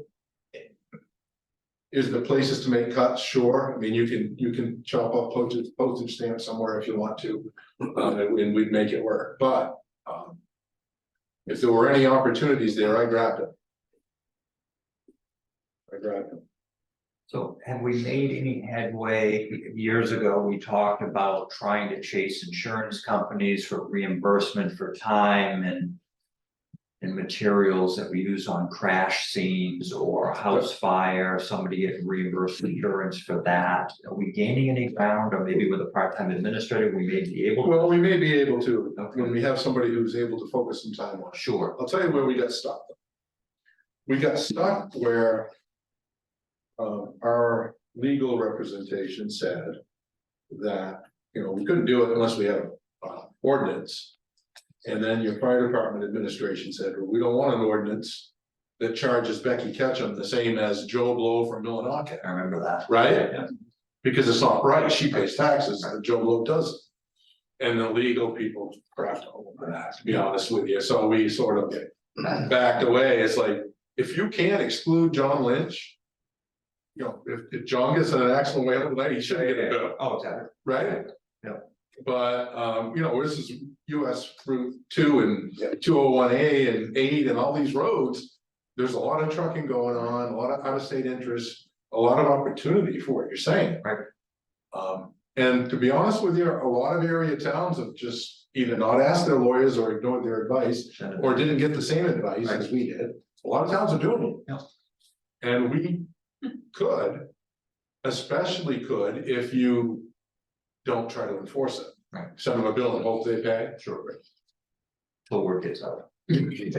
So word gets out. So Wasting paper. that's a long answer to the That's question. a good answer. It's Good answer. it's something that certainly could do, and I would like to, but we need to be able to exclude Becky and you. Candidly, I send bills for certain losses. Okay. If there's a loss of town property. Yep. I will send it, and if it doesn't get paid, then it doesn't get paid. Sure. But it's through insurance and the sheriff, they automatically call me and say, look, here it is. We do have, So we I do sent a have, bill to Perkins, Wade Street, sorry, Perkins is the name, and it was $1,500 bill that their department absorbed. And if that comes back, then they have a reimbursement account, and that's where that'll go, but. and we do have instances where we get restitution, court ordered, restitution on things like, irresponsible burning and things like that, right? So we do have some opportunity for recovery. It's not often. We didn't have any in 23. What is the reimbursement of 2856? Where did that come from? Is it in my budget or is it? It would have shown Taxable. 2020. Taxable. At the revenue stream. Oh, yeah, that would have been probably a claim. Let's see if I can pull it. I'm not gonna be able to finish. Is that the Forest Service grant? No, that comes in as an offer. That could have been something like that. It could have been something like Maine Forest Service. I can pull. That's not the right number. I don't know. Okay. But we added that money to this. Revenue. That revenue that goes into a Take it. revenue account that I don't review frankly for budget purposes. It's what's in there is in there. And we That, have, and it's actually gonna disappear off from this sheet because it's a special revenue. Special revenues are not offsetting to the net. Because it doesn't go into the general fund. Now, when you donate money to the library. Cause your mother just passed away and you want, I don't believe it, good conscience, to let that money lapse in the general fund, that needs to stay with the library. That goes to the fire department, that goes for the Parks Committee. Where they do facilities and stuff like that, those monies go and they sit in a designated account that stays with that department. an example would And be, they have, if they burn a hose at Waste Management and Waste Management pays to replace that. That goes into an account that's designated for the fire department, that's equipped. So spend your $6 off in one place. So What what? what? Donations. Donations. $6. I didn't review donations accounts for budget purposes.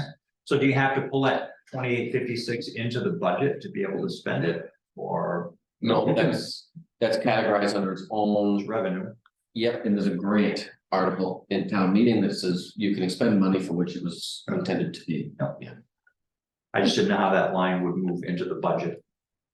it's not, it's gonna get it'll get adjusted in finance. It's a reallocation. Push of a button.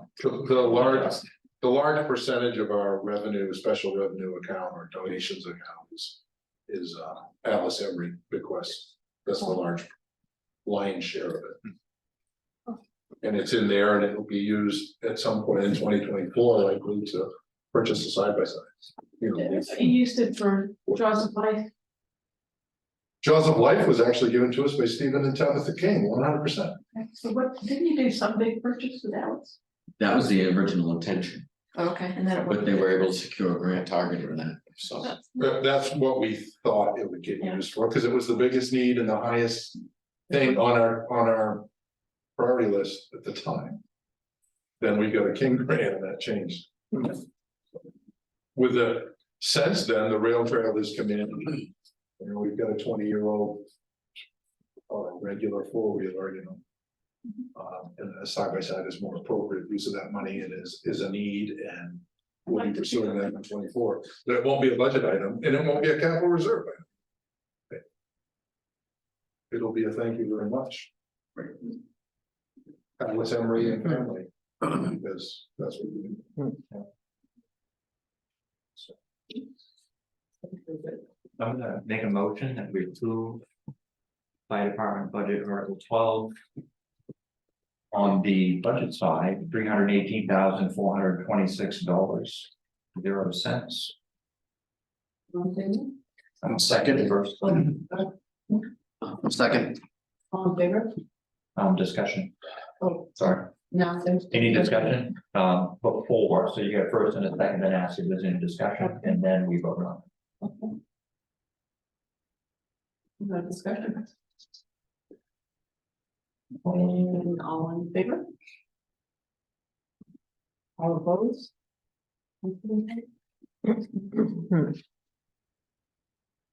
So that doesn't include your specific. It doesn't include the capital. Oh, we know that. You'll do that another day, another time. We can shoot that down. I wanna make sure I come back, that's why I'm checking. Well, do we want to do that now while he's here, or that's? I think he would prefer it. But wouldn't it be out of Your context of pleasure. everything else? Where is it? So it's Article 25. The very last page. Right? Oh, that's a big one.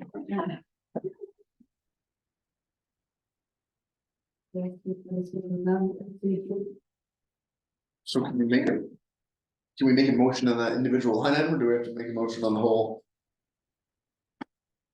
Isn't it, are all the contingencies in Article 25? Well, capital Oh, reserve, sorry, capital. yes. We could probably have a discussion, so Todd feels comfortable going home, if we need to vote on it at a future date.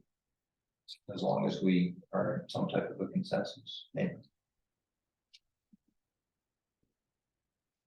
To Tim's point, if you're gonna vote on something fire, I'll be here. All right, so I'm gonna take you through the capital reserve budget, if that's okay, so we can. Okay. Sure, we can say it. So the adjustments here, the upward adjustments here are your public works equipment account is a requested increase of $75,000 from the traditional 25 to 100,000. $5,000, the Parks Committee is requesting. No, sorry, that's the rec, that's mine. The rec department wanted 25,000. I pulled it back to 10. You want to go 25, you go 25. The Parks Committee has asked for 10, that's a new $10,000. And the tax reval is an additional $10,000, as we prepared under the advice of the assessing agent that we were going to need a reval in the next 2 to 4 years. I asked you before about cemetery and I don't understand your answer. So under cemetery maintenance, line number 2. Right. There is 0,000 because it did not come from this budget last year. It came from an independent article that authorized the establishment of the account and the transfer of funds from the interest earnings on the cemetery trust into said account. There was no money expended. So the balance of that transfer was 34,986. That's the balance of the account. There was no additional ask for this year. Well, I think we thought it would be like everybody else every year. We were trying to build it up because we've got a tremendous amount of work to do over there. So, but then it's been. The chair of the committee sent me an email that said leave it the way that it was, and I asked about capital accounts, and she said, just give me what we got last year and we'll be back. So.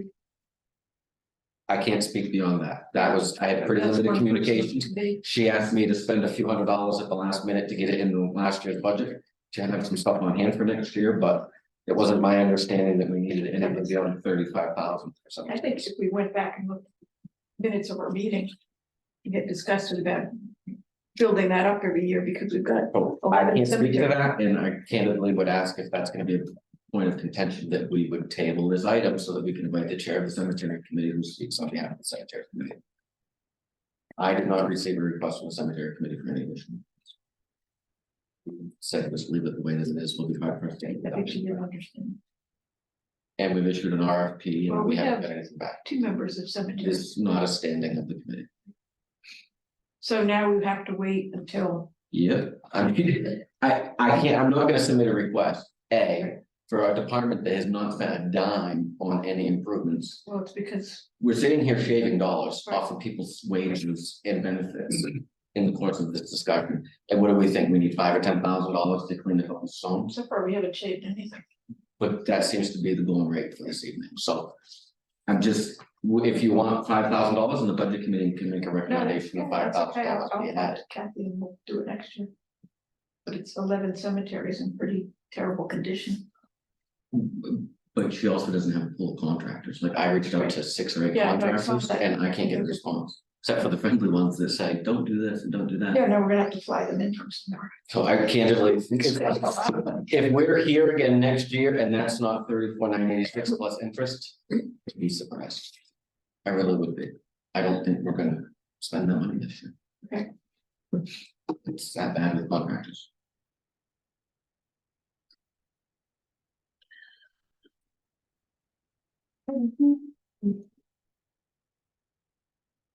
And what is the parks going with $10,000? So they are looking at. Property maintenance. Now, there's a new building going in Ashland Park.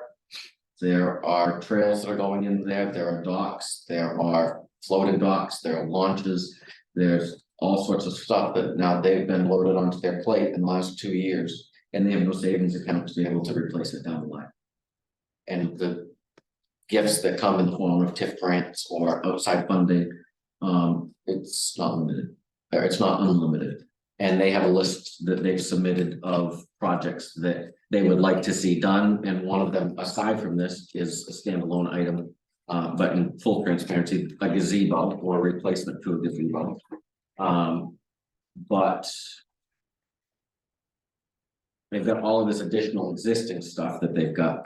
And the added building that they donated this last year that we're already replacing, but. What? It was Oh, it got flooded. Straight to the root. Right, so, but they've got things that, we've kind of knocked off on a couple of them already, but. You know, they're looking at movie in the park, so is that gonna be some portable screens that can be something larger, if they want to enhance their music series? And that may not be on the gazebo, that may be in a half shell or something like that. They're talking about a winter carnival, possibility of loaning out. Winter gear like snowshoes and cross-country skis, those would all be larger purchases that wouldn't come in the scope of their operating budget. Parking development. That's a goal of theirs that they would like to see, which would. In their memo say, maybe a bridge from the north side of the park, Usula Park, to the New Balance parking lot, like a swinging bridge. We'd have to be a partner in that. They are also looking for, well, it says outdoor bathrooms at Ashland Park, but which are now there, but there are. Structures to surround the porta potties they want at Usula Park. Those are all things that they know that they have to save for. They're not gonna come and ask for out of their operating budget. And they also would like signage / additional mural, like what they have at Al's Emerytown Square, showcasing Usula Park and the history of the river. Just a sampling of what they're looking to, in addition to maintaining what they've now been gifted. You've got a few more years left in those 2 telephone poles. You're in the ground. around down there. Design. Yeah, I'd like to just. The capital reserves, everything else is, except for the library, has equipment, buildings, major things. You've listed some pretty small items. Is that normal for capital reserves? In terms Or of, like a carnival? no, the carnival expense would come out, you'll see in the regular budget that there's stroll and So stuff a like lot that. of those items wouldn't, I mean, this isn't. Right. It's $10,000. Parks would not saying it's something substantial. No, it's gonna be just like any other reserve account. It's gonna take select board approval to pull money from it. And it's gonna be for things like docks. Now, we just purchased $50,000-$60,000 worth of docks, right? What's the lifetime of those gonna be? Right. So, TIF purchased that, right? right, they did now, but is TIF gonna purchase them again? Or is the expectation that the Parks Committee is gonna be responsible and say, we can't count on that, chicken hatching twice? And I think that that's what they're going for. And is that supply gonna run out? You know, is the value of the pipeline gonna depreciate, and there's not a lot of TIF money, so they've got a plan on maintenance. And, you know, candidly, they never asked, they're in their budgets through the roof, too, the budget's up 172%. But it's on low numbers, the budget last year was like 10 grand. It's hard to look at this too, without seeing what those account balances are. And even. Let me get those for you. Okay. They came in late. Okay. After the day before today. And even as Todd mentioned, a list of capital improvements in a timeline. You know, when these expenses are about to hit, so that would be a little easier to look at some of these savings accounts, basically what they are. That's what I was thinking about with parks. It seems like it should be a goal that you're going after, Exactly. like they go Right. after trucks or whatever, you just have a. Sure. Expense I account. can tell you in the past, it's been Richard's goal Sorry. to develop a capital list. For any of those capital reserves, Yeah. like the fire department does. I don't know if he's there yet. Me? Capital planning list, if you have a little reserve account, once you're listed. Yeah, so we've been trying to get there. I have a total town tracker that has gone kind of by the wayside, but we know where we are in total. Right now, the reason why I went to Public Works is that smart, maybe not so smart, we purchased 2 trucks at the same time. And that was a little over 8 years ago, because it was done just before I got here. So it was great, we maybe got economies of scale in buying 2 trucks at once, but the problem is that those 2 trucks are looking at end of life in the next couple of years, and we just bought a smaller truck last year for $250,000 for one. When we bought 2 trucks, it was $307,000, I think, for both of them. Equipped, delivered, oversized wheeler, but that's 8 years ago. And we're not saving at a rate where I can tell you, even if we bump to 100, we're gonna be coming back and asking for an extra bump to be able to get a truck when we need a truck. This is just really aligning with a better end game, where hopefully it's only 50,000 instead of 150,000. But So Central Maine, can I ask a question? Thank you. Central Maine Regional Airport, 134,000 and change. So it's been 1,300 since we've spent anything there. Is that to accommodate matches from the federal government, or why are we saving 134,000 in the airport? that's correct. So if we get an opportunity to pave a runway, or, and this is probably exempt, is this got anything to do with building a new structure or updating a structure? Does that fall into that capital? Yes, that's correct. But, okay, Finally seeing the cemetery money you were talking about. yeah. I kept, Oh, I kept talking about it. Where is it? Like, what's this You don't even 34 he's see it. talking about? So, in other Cemetery words, does have a balance. go spend some money. It's the sheet we just passed out, that's it, right? Yeah. So I understand that Oh. now. So town office 73,000 almost, You wanna know the cost of replacing the town office? well, no, I don't think we need a town office, but I mean, a roof or, Right. I mean, we lost some shingles the other day, but it wasn't anything that was huge. But So what's the 75,000 handwritten in the public works? Those are the increases in my ask over previous year.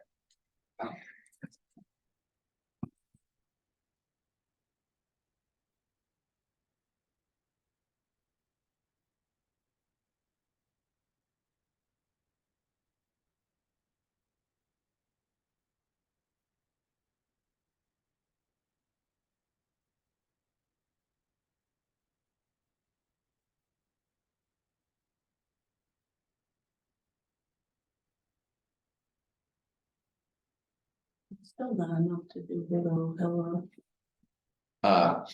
Honestly, there's $2.5 million in federal money that I was able to secure at the end of last year. It's targeting, Father Isle Road, where it's down to one lane, and Sandy River Road, where it's eroding. And I've asked them to include Bigelow Hill paving is, a stretch project. That'll be the third project on the list when there's extra money. And that could happen as early as next summer. And where did that grant come from? HUD. Well, it was congressionally directed spending, so I had to apply to Congress. And I was able to get Senator Collinson's office to sponsor as ranking member on appropriations, was handy. And then I drafted a bunch of letters for a bunch of people to sign in support. So we were able to get the Salmon Federation, we were able to get the fire department and farmers and things like that. I wrote a terrific letter. I thought so. How much was that for, Richard? $2.5 million. Two. The problem is it's gonna cost you pretty near 100,000 in administration. Just to be able to access the money. We had to hire a third party to manage, to be able to get to that pool of federal money with housing and urban development. And every one of these projects is environmental assessments, I think I'm up to 20 grand on the environmental assessment at Father Isle Road. And there was only one firm that would handle it for So us. did you find somebody? I begged our existing engineering firm. So I think looking at this, you know, seeing some of the numbers that have jumped here from our 2022 actual. We've increased this capital budget by $900,000 a year. Well, And 750, so where was the road before? Where was the road coming from before it was a it capital? was in its own department. Okay, And the board made the decision to treat it as a reserve as opposed to treating it, I mean, the money was sticking still. But they right, wanted to have it seen as a reserve. And so So then it it's was a separate moved article over. in itself. I remember. That's right. Was the last 672? So it was, well, that was what was Line- spent. So that line came out of Summer Road, was that, and went to capital? that's, no, it just roads. Roads. Roads. Yeah, there was Roads six. used to be a standalone. They spent 672,000 in 2022. So that budget, First page somewhere. that first for last year would have been 690, I believe. But I'll pull it for you just in case.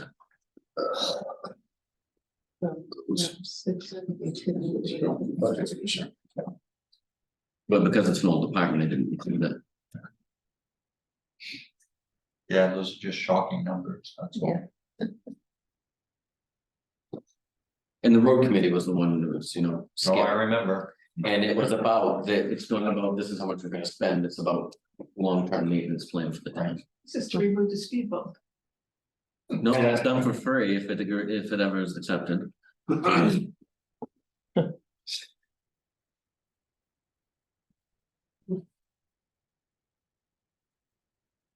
Sally wants wild hair.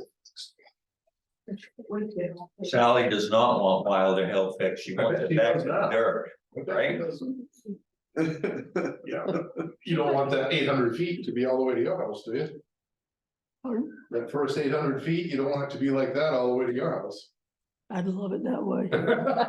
She'd like to say no autos, no. You were just saying. So question on recreation, you may have mentioned this and I wasn't paying attention, but the department was 25, you requested 10. Yeah, What's the Right difference? behind our back too. no, not really.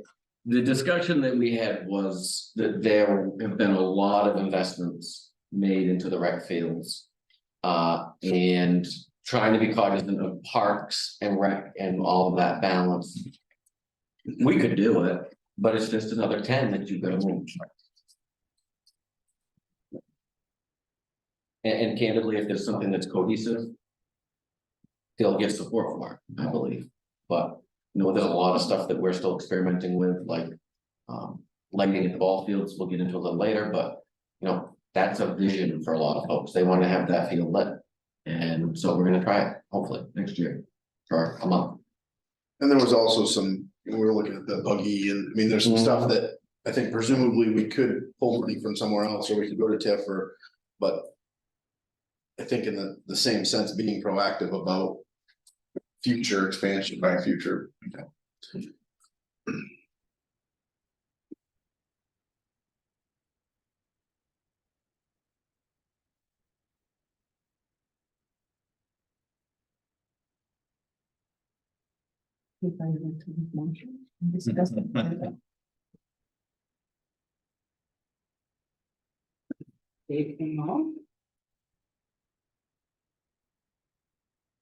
It's really one that you could do now.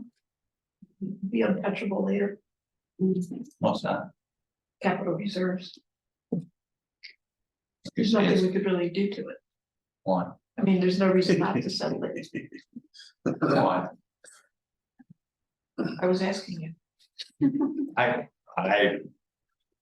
I mean, this is the problem, when you build these savings accounts up to purchase a new town truck or something like that, I mean, it's a lot of money.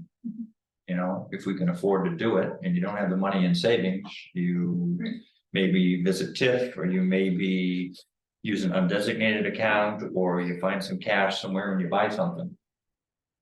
Right, it's $1 million.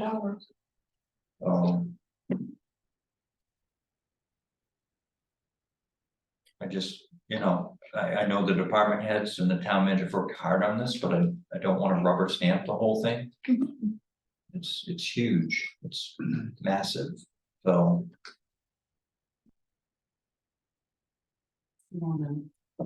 Fire equipment and the fire building and then table the rest. I'm perfectly okay with coming back another date. If you wanna do capitals at the end, and to a certain extent, that makes a lot of sense from a budget committee perspective to do those all at the end. Don't feel like you need to do something specific to accommodate my schedule. The town moves my schedule either way. But it's not like you came up from Boston. I know, right, exactly. No, but I had to drive across Wild Hill Road. Right, I was just gonna say, I got that right. I could go around Oak Hill. Tara, what were you thinking about for a time frame for tonight, because we're 2 hours into this and we're on our second budget. It's been a long day for some of us, so. Well, Fireway is a tough one, always. Yeah. I mean, some years we've just done fire and I maybe understand. 1 or 2 other times. Does everybody wanna do another meeting? Oh, we're gonna have at least another meeting. Go to 9 or call it at 8? I'm not in or- favor of 9 because Okay. I had a long day and I got a long day tomorrow, so.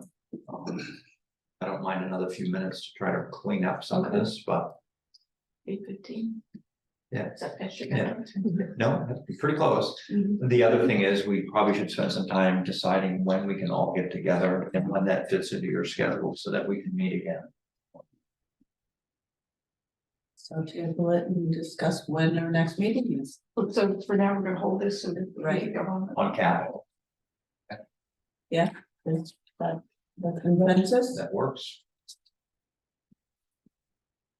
So I think by starting some of the conversations, we can, you know, be thinking about it.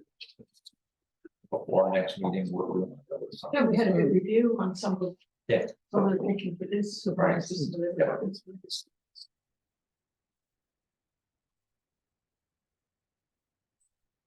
Well, when can we have another meeting? I'm into next week already. Yeah, I'm thinking tomorrow. So, I mean, I have a 6 o'clock meeting tomorrow, give me later. so timeline, just so we know the timeline. When we need to be finished with this, and then we can kind of adjust to make sure we don't creep up on the deadlines. So that's, I guess. Yeah, so on, you don't like to hear, it, but sooner the better, because, I mean, we got through one department tonight. Oh, I know. That's it, so we have to plan. Yep. Conservatively, right now, we're gonna be meeting this week. For 2 or 3 hours. And I tried to block off Saturday, But I can give, I can do a Sunday and I'm looking at the government meeting on a Sunday. So we're really looking at 5 or 6 o'clock in the evening meetings. But if we're gonna continue to move at the rate, then we're, I think the most difficult ones are, the Yeah. ones that involve the employee, all the benefits, those are the shocking ones to me is.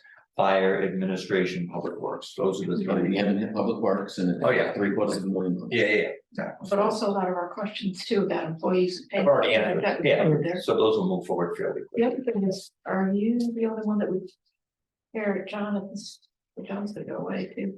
It's 5 instead of 6. Yeah. I did kill an hour at work just to slow down to get here, so. I just don't- And the other one is skip back, just so we have a Not all full the 19. of January. So what's the deadline? Obviously, the sooner the better. My drop dead deadline is the 31st of this month. Yeah. And even that pushing it because I've got ballots. And come 4th, I have to have ballots ready. So what's your next open day?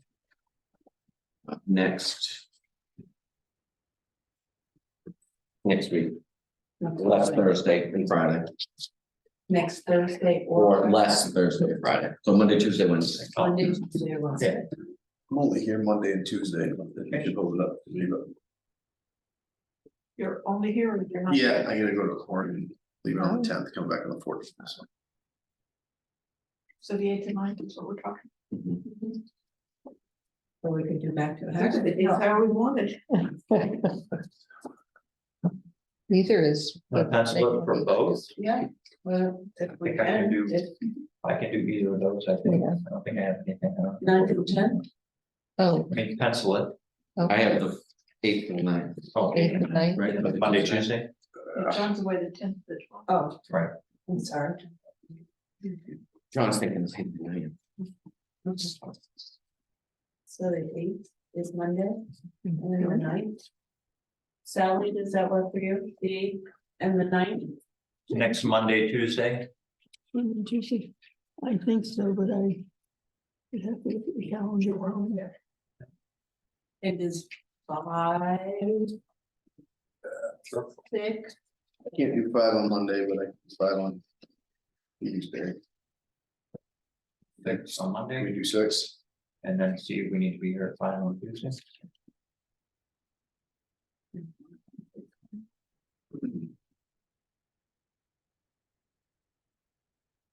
I think one of the things that would help us along is, now that we've got answers to some of these questions, to move forward, if we have time on our own.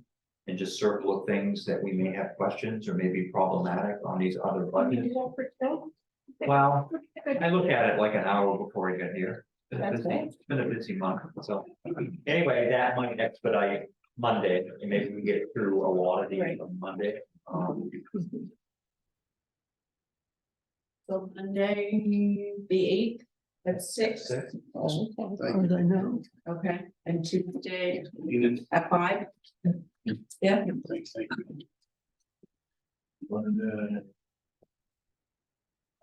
you. So I would assume that we probably won't be getting capital on Monday. If we're gonna do that last, I don't know. I just didn't want to tie us these. No, well, you guys do what you gotta do.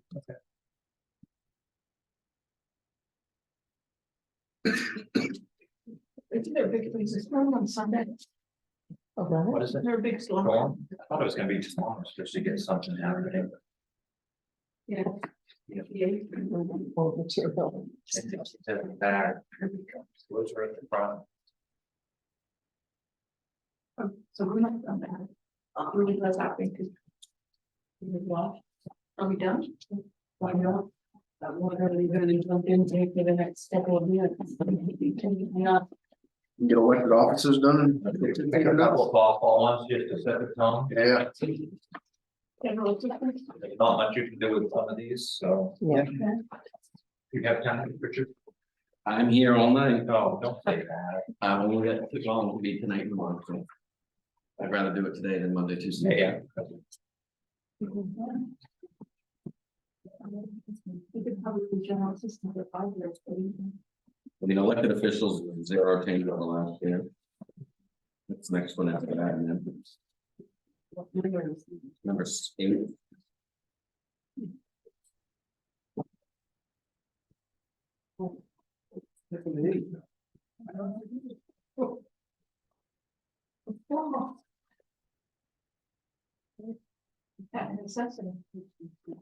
Right, well then, we'll go to tax effect. Elected officials.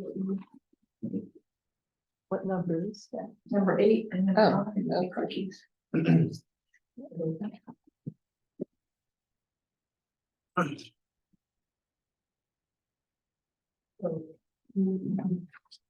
I've just got a question on this, the elected officials. Mhm.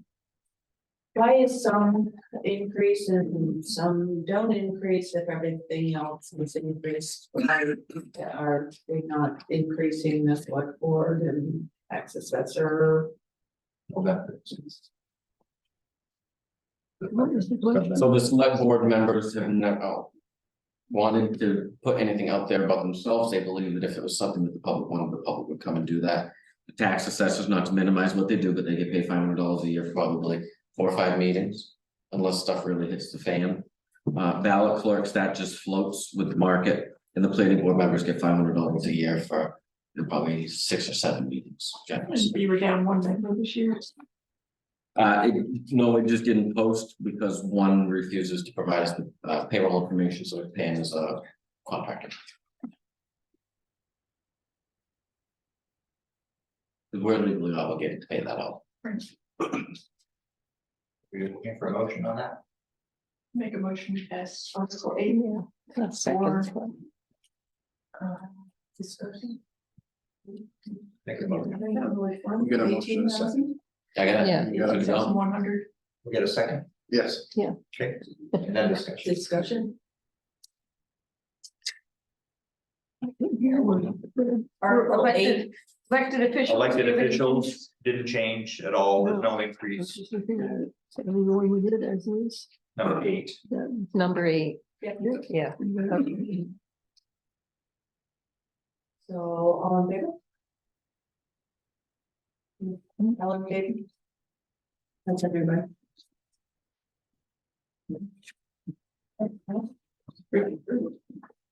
Next one is tax assessing. Article number 9, the agent has asked for $100 a month increase in the contract. That's a net 1,200, and then the 6,200 JS map contract. That's our online mapping system as well as tax map maintenance and printing in them. Not in-house, but by the third party. Make a motion that we accept tax assessing Article 9 at $26,600. Discussion, Seconded it. okay, any discussion? All those in favor? That's everybody. For public safety, Animal control and up to changing. Is they're charging. the shelter contract down towards the bottom, that is a per capita increase. We have not seen an increase since I've been here. And so they're under new management and involving the board of directors and rate setting, and so that was an increase this year. 52 to 82. And then your hydrant usage, that's 85,400 now up to 93,940. It's a 10% increase, and that's based upon rate base. And we will see another 10% increase in that line again next year as approved by PUC. And does that go to main water? Which one is this you're talking Who about? do we Public rent, safety, who do we rent from? We- Hydrants. we are allowed hydrant use from the Norridgewock Water District. How about that? I hate red. I changed it.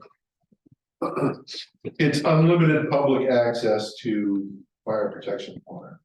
Is if you could put it in a sentence, that's what it is. You get to use all the water to put on all the fires you have, no additional charge.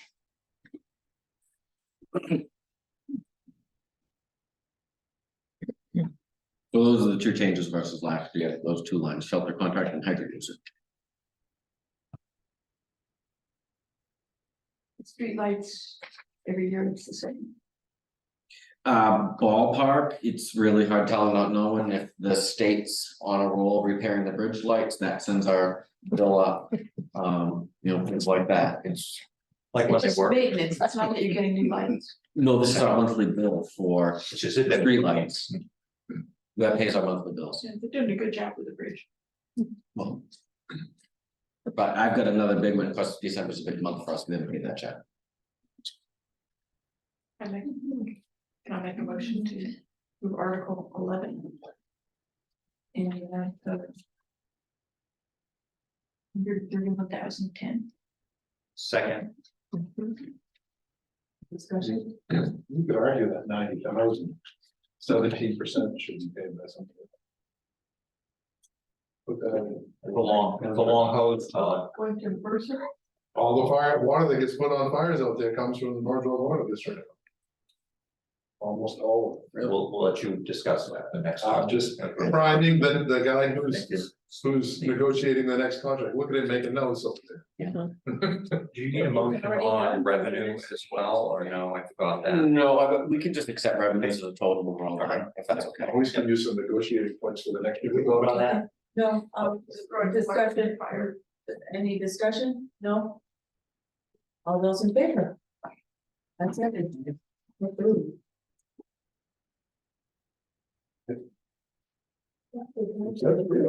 Cemetery can of worms, or can we get through that? I got like five more, Cemeteries? I got like five more easy ones here, summer grounds, local philanthropy, planning board, general assistance and cemeteries. Look pretty straightforward. Can't get close enough. Once we get cemeteries at the end, then we have some discussion. We're gonna let Richard.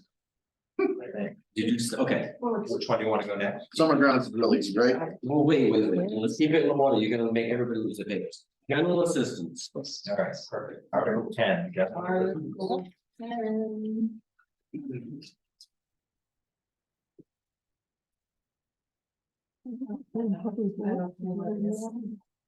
It's after public work. Find it, so. And it was at a cemetery, after cemeteries, actually, cemeteries. Why didn't we spend it? No, general assistance. People won't qualify, Nobody's qualified, nobody needed meeting assistant. Work. don't needing and qualifying under the state guidelines of this. On general assistance, number 10, yeah. Everything, okay.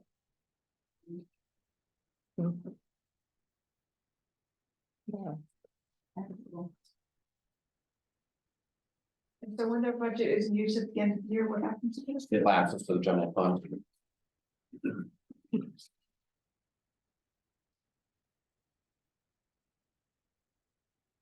Make a motion, we accept Article 10 for $5,600. I'll second that. Which one are y'all on? Number 10, general assistance. Somebody would just speak up a little bit louder. Any discussion on 10? Yeah, I Yeah. wonder, there's not much history here. Same number I came in with, and I just haven't moved it. Every now and then you get a burial that you pay for, or something like that. But $5,600. It used to be trivially advocated to different departments, if you will. And I moved it just like contingency, and just block it out at the bottom, because it doesn't really matter how it's spread out through the department. It's just, we have to allocate money to general assistance under state statute. You can give me $5 and I'm gonna have to overdraft it if I have to overdraft it. Right. It's one of the But departments. otherwise, it just goes into general. Well, and that comes out and it goes back in. Pays for burial. And that's the surplus use at the end of the day. Whatever goes back in, you can pull out to offset. And this is a required, It's a required program. We administer it locally. It's reimbursed, so you'll see revenue down below. Yeah. That is reimbursed by the state. Right now, we're trying to advocate for an increased level of reimbursement. It's a big burden on big cities, but it's not for us. Candidly, the guidelines for income is ridiculous. And so either you're lying to me about what your income is, or you don't qualify. I think a household of two, if you have a monthly income of over $820, you don't qualify for any assistance. so. And you look at the available resources that are out there, whether it's a section 8 or LIHEAP or ESIP, I mean, the acronym. It'd fill 2 bowls of soup with all the acronyms and resources are out there, just a matter of getting people to connect with them. We also do benefit from the Salvation Army, we're the host community for that. And so I'm able to give, somebody's in a real pickle with food or something, I can give them $50 to go to Hanford. On an as needed basis. And the Salvation Army pays for that. And that serves 7 communities. Yeah,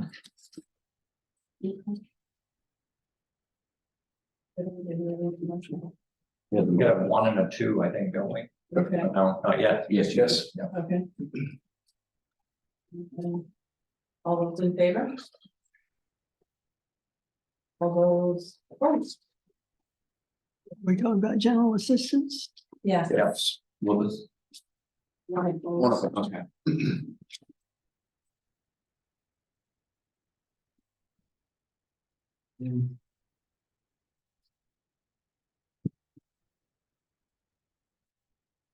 You're on next. Planning board, number 19, I. Didn't want to hold it. Did we add a minute? We'll look at that, but it seems to have more detail. Planning board. Gonna make a motion, we accept the planning board at $2,200. Second. Number 9. 19. And the only addition to that budget over last year was that they added $200 for travel expense for the members as opposed to them traveling at their own expense. We had 2 members that ended up in Portland for training, and honestly, on the planning board, the technical implications and the legal exposure that the town has. If they're willing to go to training, we really should be supportive of it.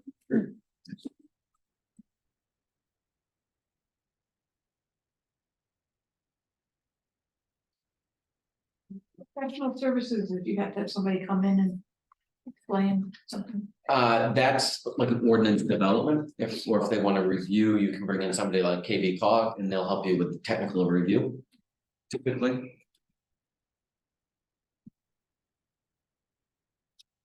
There's a motion on the And a table. second. I made.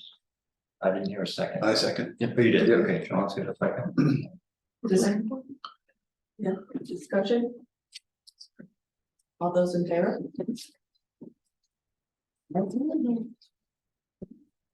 local philanthropy. Number 20.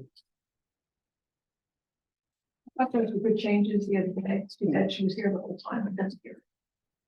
Obviously, they were nice suggestions. So this is, it was 7,000, then it was 10,000, and now it's back to 8.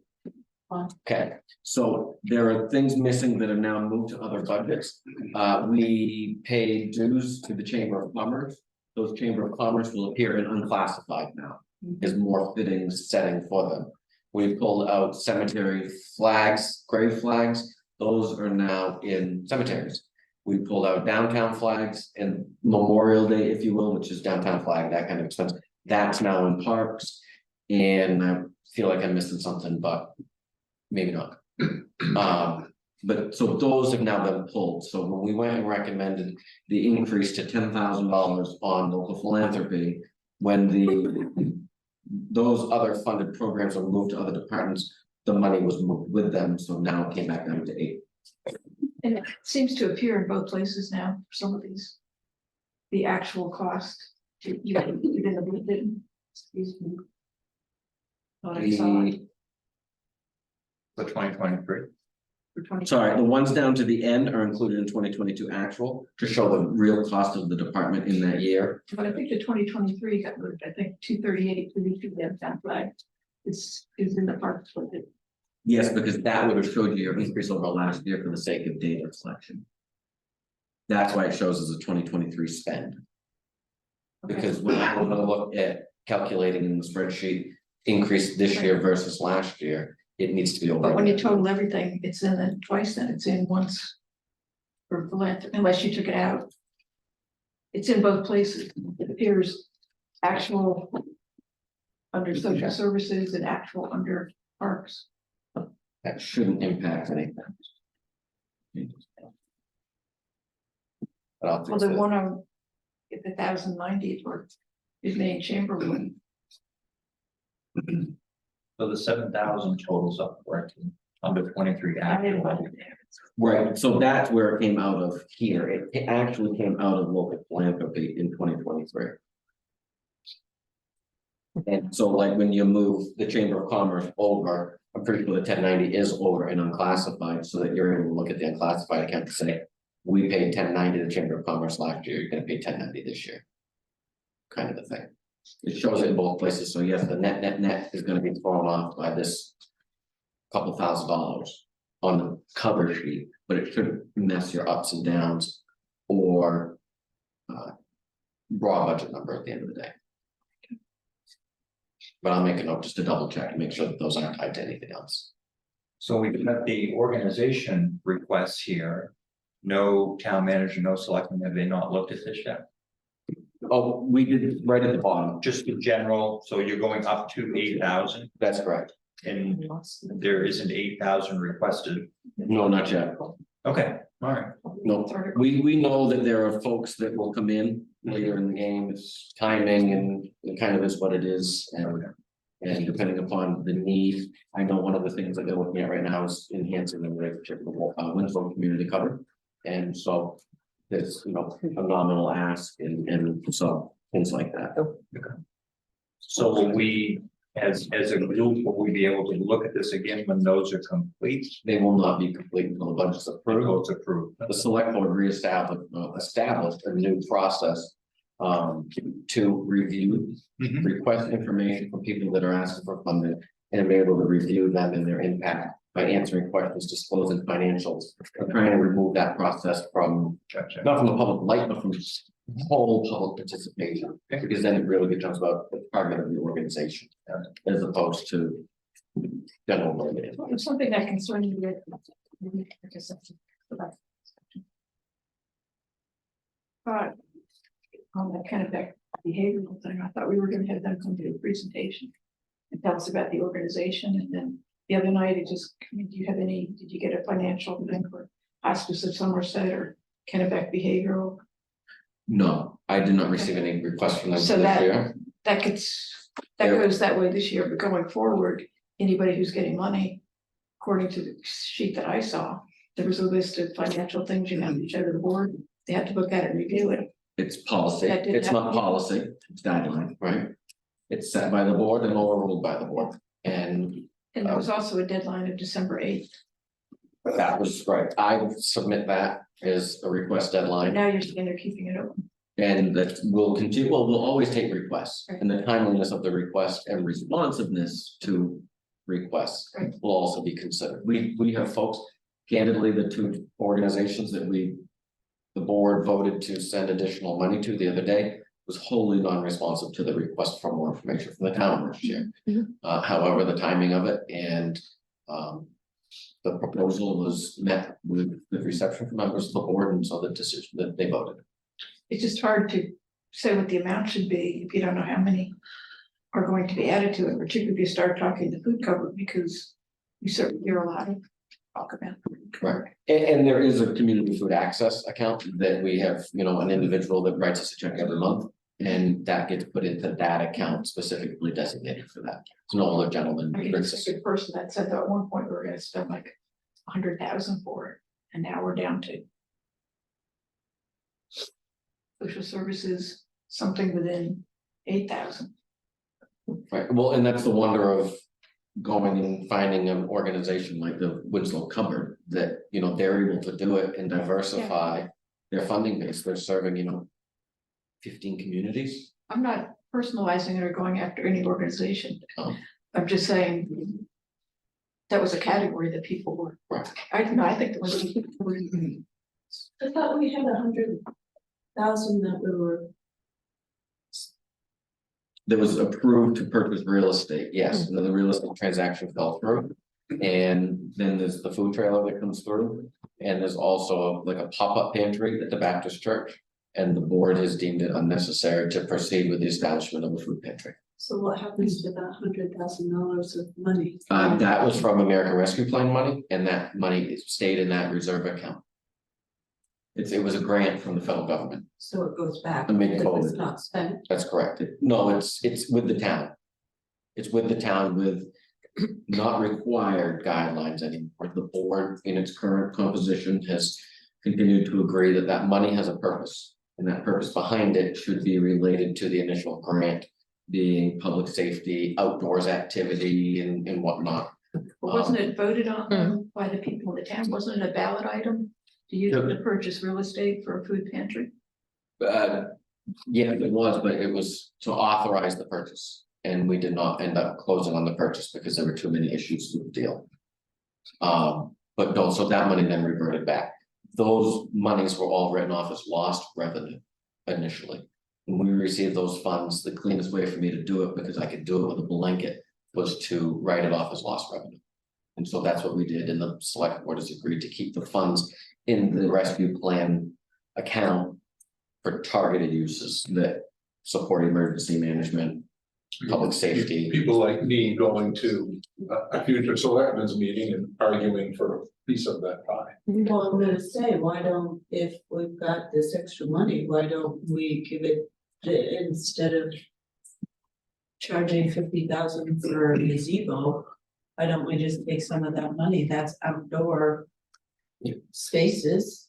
So we could, but at what pocket are you gonna pay out of? Really is what it amounts to. If you're gonna go to surplus or you're gonna go to rescue plan, you can do that.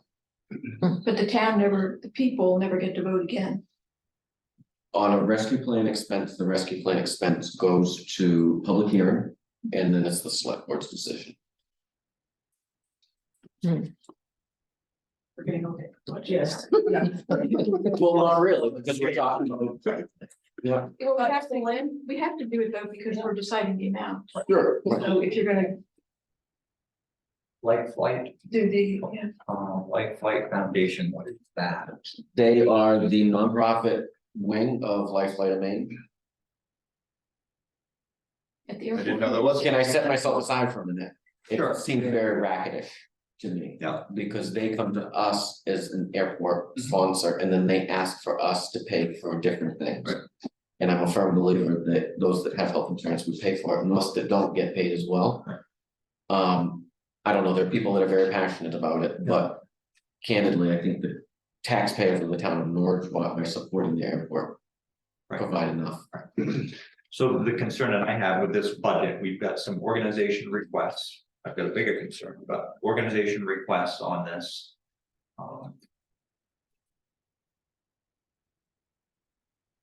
We don't have the authority to reduce a line. We have the authority to reduce the total, or we can make a recommendation on a line, or. So I would form a memo for you. Yeah. If you were passionate one way or another, or just in principle, and I can bring that to you in draft form to approve at the next meeting. I can tell you that one of the big things with the board is that they want to prioritize impact on Norridgewock. Yeah, yeah. It's So the two located there, concerns. great.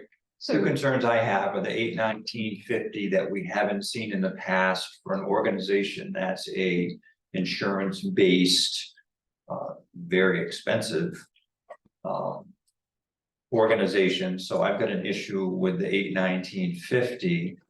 The question I have, and I don't have an issue with this, there's a line for Somerset Grange at 1,500, which I think is great, but you've got 3 members of the Grange here. Is that a conflict? Or no? What's your opinion on that? There's two.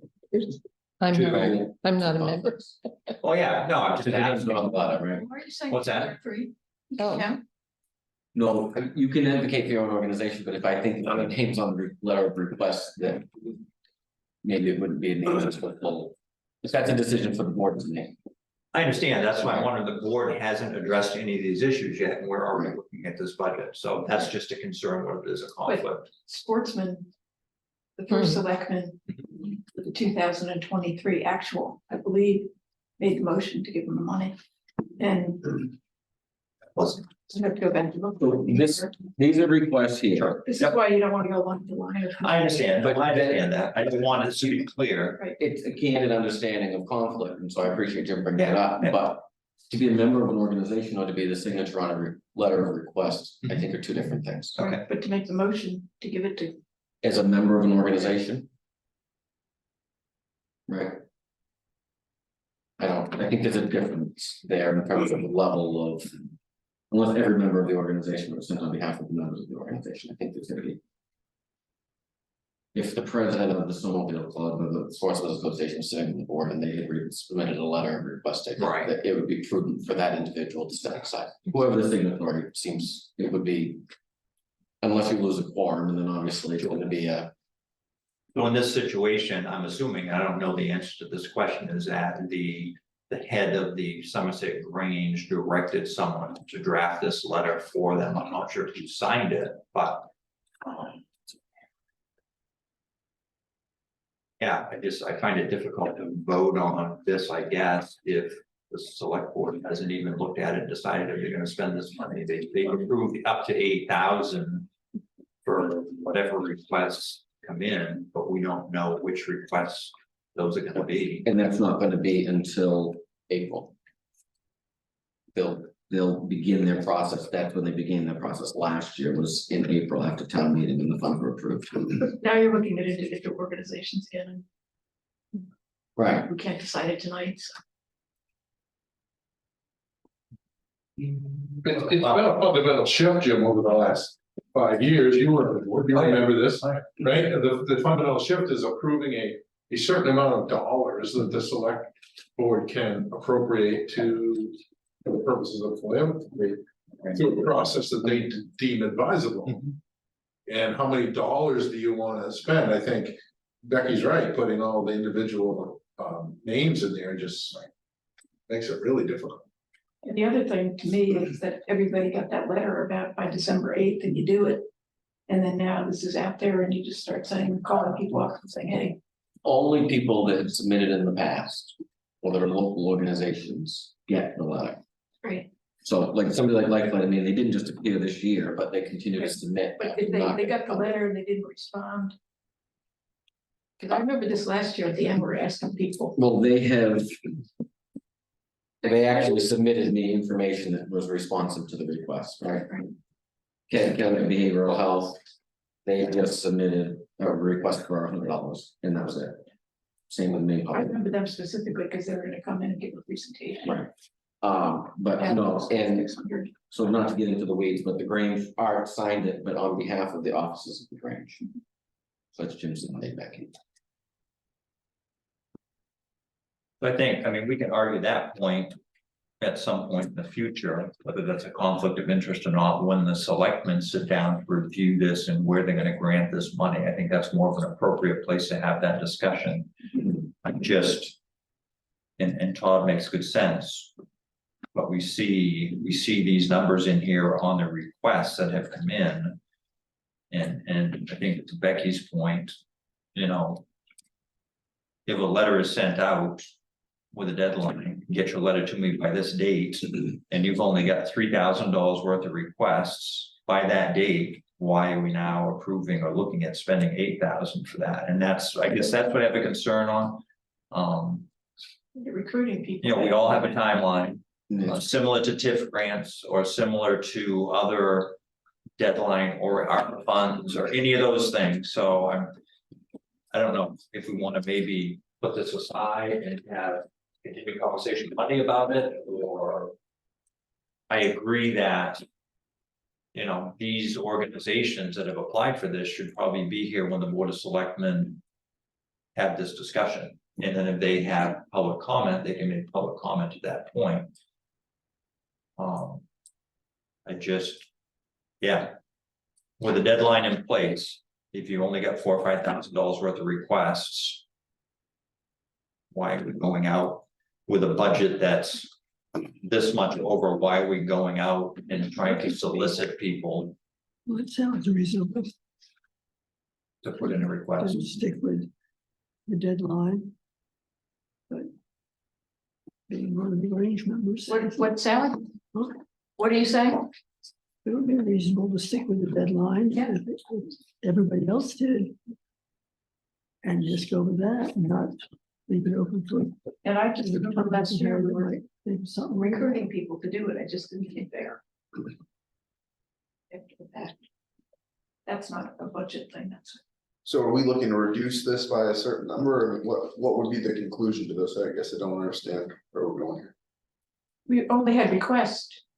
You don't have to give it to everybody that made a request, but with the deadline of December 8th. Sure. The total requested was 6,653.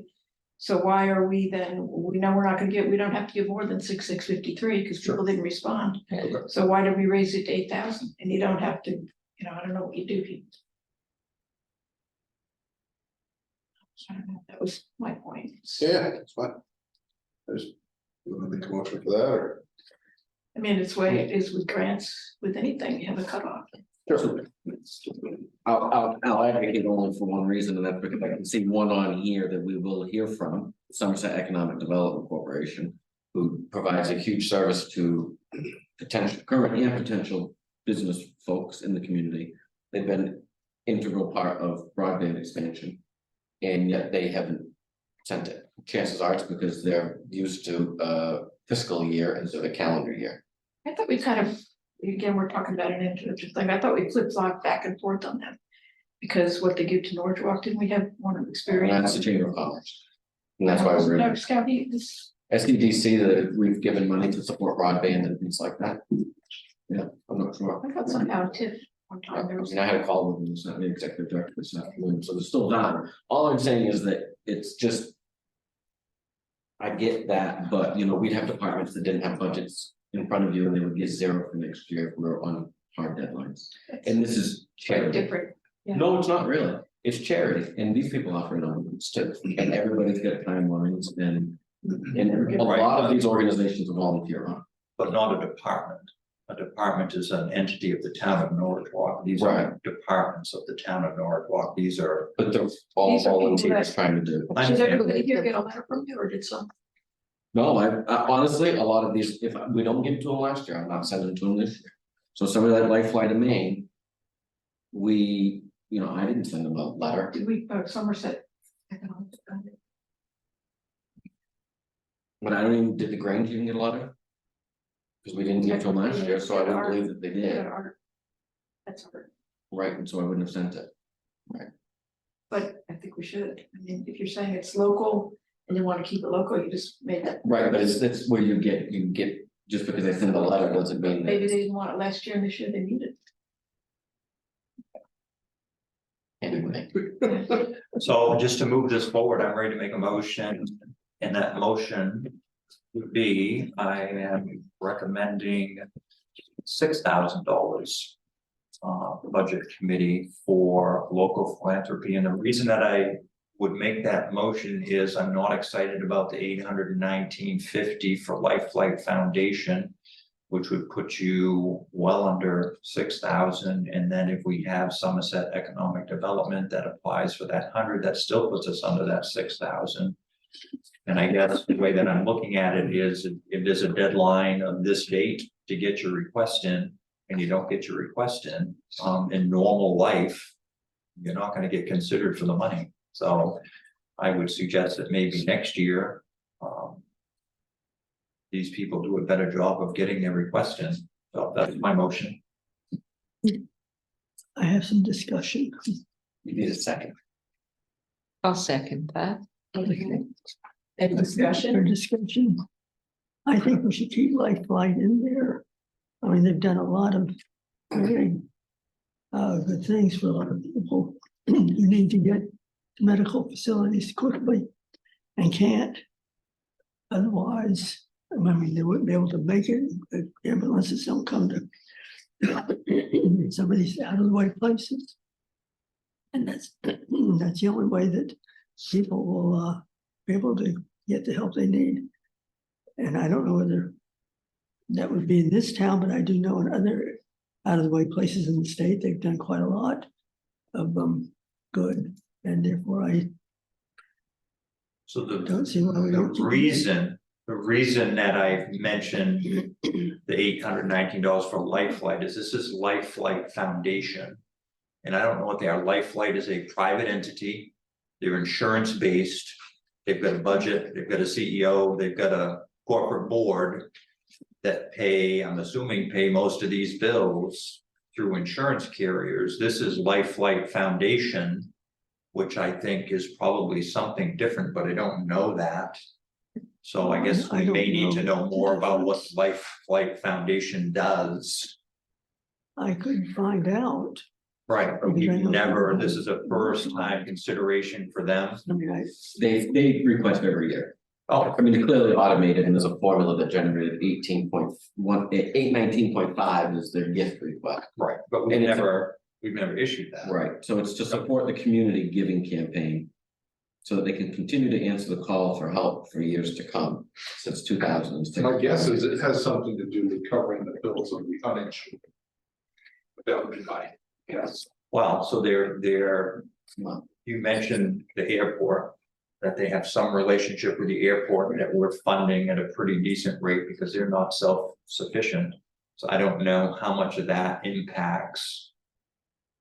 I just would like to know more about Life Flight Foundation, I guess, and where they've never asked before, and we're way over on our budget, we gotta start somewhere. So, that's my only thought. What about Spectrum Generations? That's the same kind of thing, 884. Have they asked before? These are all folks, if you're not familiar with the organization, they send you automated requests. Right. And they've got you in a database and they all come right on time, the first week of November and. Some of these we've Are you actually saying you given got- before. Right?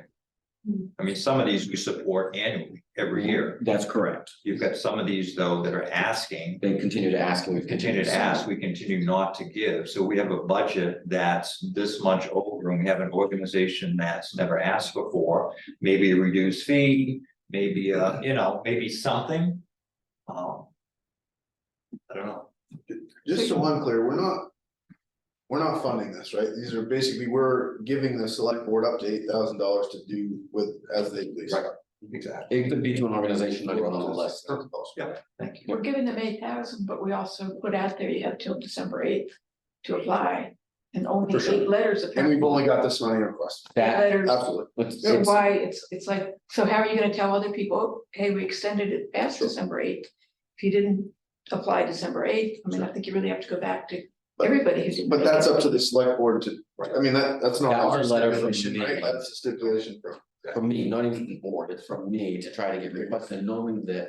I'm gonna take probably a half a dozen submissions to the town report that are gonna be late. And I've set that date accordingly because. It's mostly volunteers and. It's. I'm just saying, I don't think it's fair to go back to one place. So I'm gonna stick with my motion of 6,000 and let the selectmen work it out. Would you folks like scanned copies of these requests or you over it? We get a motion in a second. We've had some discussion. Right? All in favor? 6,000? All opposed? Was that a yes or no? That was. Do that one more time. Go back to All in favor of where the does the Winslow 6,000? money, where does the Winslow money come? Oh, so what did he go? 6,000. 6,000 budget. All opposed? That's me. And Sally. And Sally. And maybe I think- Becky. And I think it requires for the I'm not real sure that expiration. I should probably recuse myself from it because. I mean, budget probably has to talk to somebody, you gotta get. I couldn't hear all the You conversation. still have to work through that, so. Because you're not itemizing grants. You're just you're looking at the total. And you can sit and talk about the worthiness of an organization, right? And whether or not you're passionate about something. But we're not voting to give money to the Grange or historical or the Life Flight tonight. We're just talking total picture and why somebody like Jim might want to see the number reduced. Because of his feelings about an organization.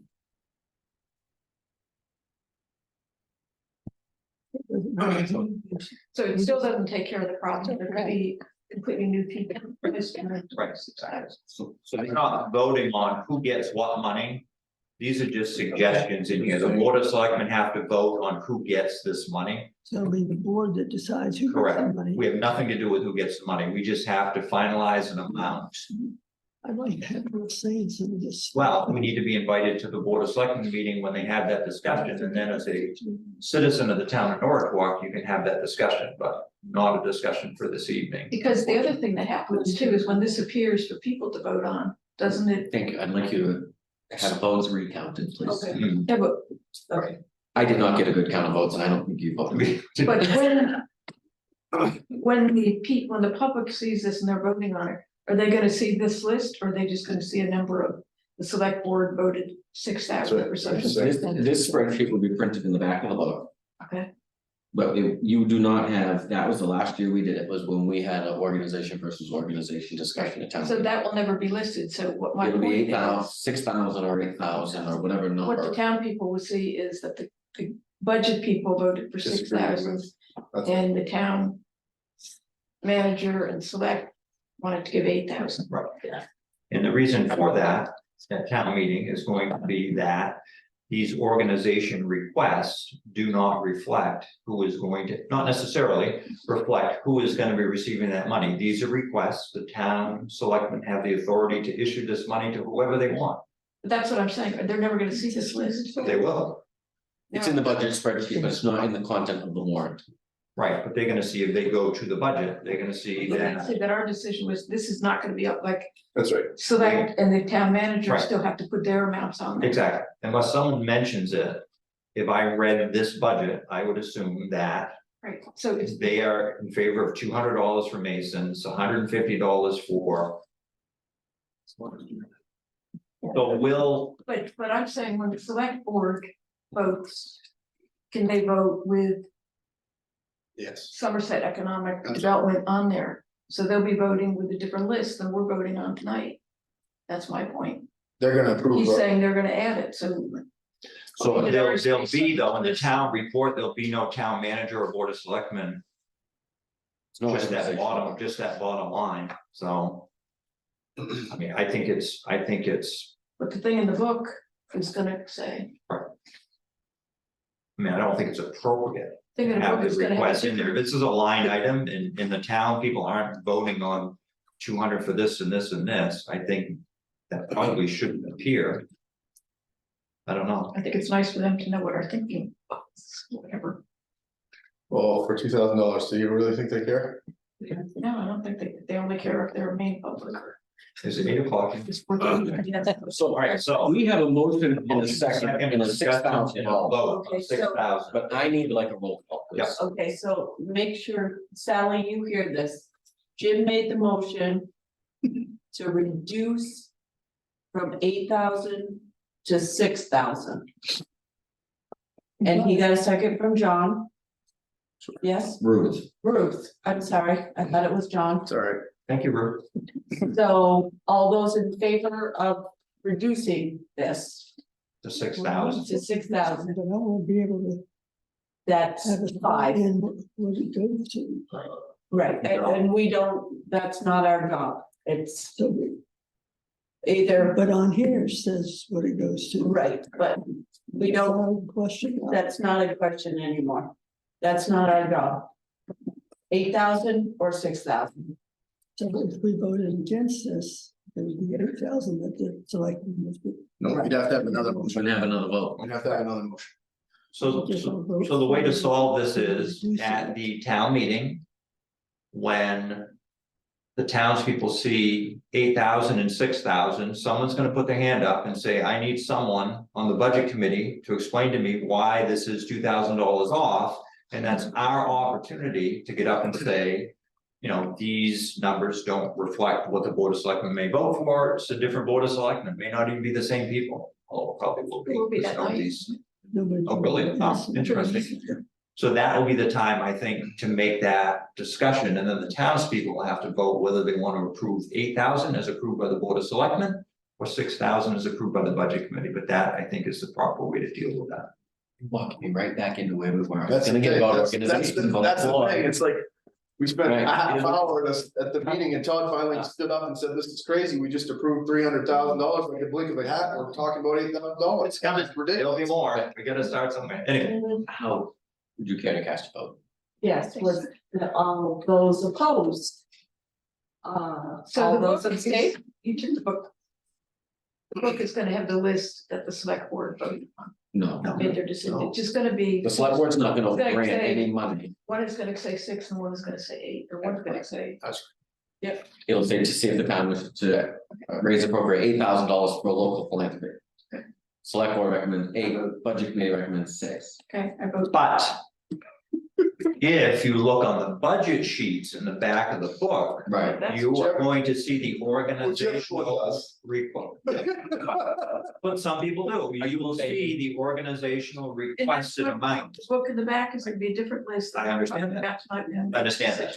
There'll be no list in the Go article. away, it could be $2,000 for the food. The cover. article will have no list. Right, In the very back. the very back will have it, and that is what we Exactly. look at. I understand that. I still vote So I vote. But I'm still voting for Shaven. 6. Yeah, 6. So 5, six. 1, 2, 3, 4, 5 in favor. 5 of them. 20. Thank you. Blue spring. 6,000, it went from 8 to 4. 8,000 down to 6. You know what pretty costs are? No, we can't let that go out of this building. It's always. And I think that's enough for tonight, it's 49, that's a half an hour over what everybody wanted to go. I had 3 more right now. And then it was. You're having a good. I could be here all night too. You know, stop now. Do it during the meeting. Oh, summer ground, why not? Article 21 summer grounds, Quickly. same contract, I'll make a motion Article that we, 21. I'll make a motion, we approve it in the amount of 45,000. 21. I'll second. Yep. Hang on. That's how we get there. That's changed and Yeah. Summer ground. We're here. Yeah. are we happy with that contractor? Somebody might make an argument about, did change, or probably being charged too much. the first Summer time. rounds. Yeah. But we should discuss, it's been such a long. He made a motion, John seconded it, 45 for 45. Just stir it up. hasn't changed. So we have a little So the discussion. big dog price. Okay.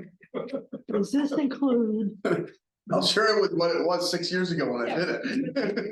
But there was some discussion, I think does this What was the question? 45,000 include the continual mowing of the ballpark, ball field all summer long?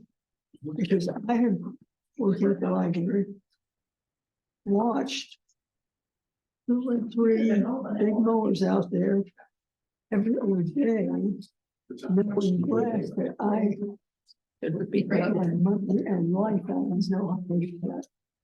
The rest mowing of them. And this, that is a cost of fuel. And I don't know if these guys are getting paid, but they probably aren't, but the equipment being used over and over. And I think it's a waste of money and time, mow grass. That's the contractor's discretion, right? So if they're wasting their money, it doesn't affect the town in any way. We're paying for it. We pay a flat fee. Okay, we're paying one fee for the summer. Doesn't matter how many times they mow They can mow every day, they can mow 6 times a day, and that fee wouldn't change, Well, I would have been against that. okay?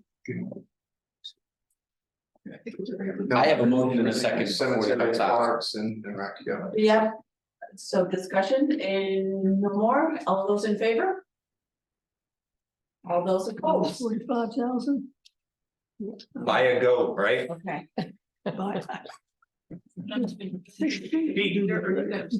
But wanted to But adjourn. I don't mind the money. You want to declare. Okay, I'm declaring. That's it. We're declaring. Tonight. Motion to adjourn. Motion. Second, all those in favor? Plan.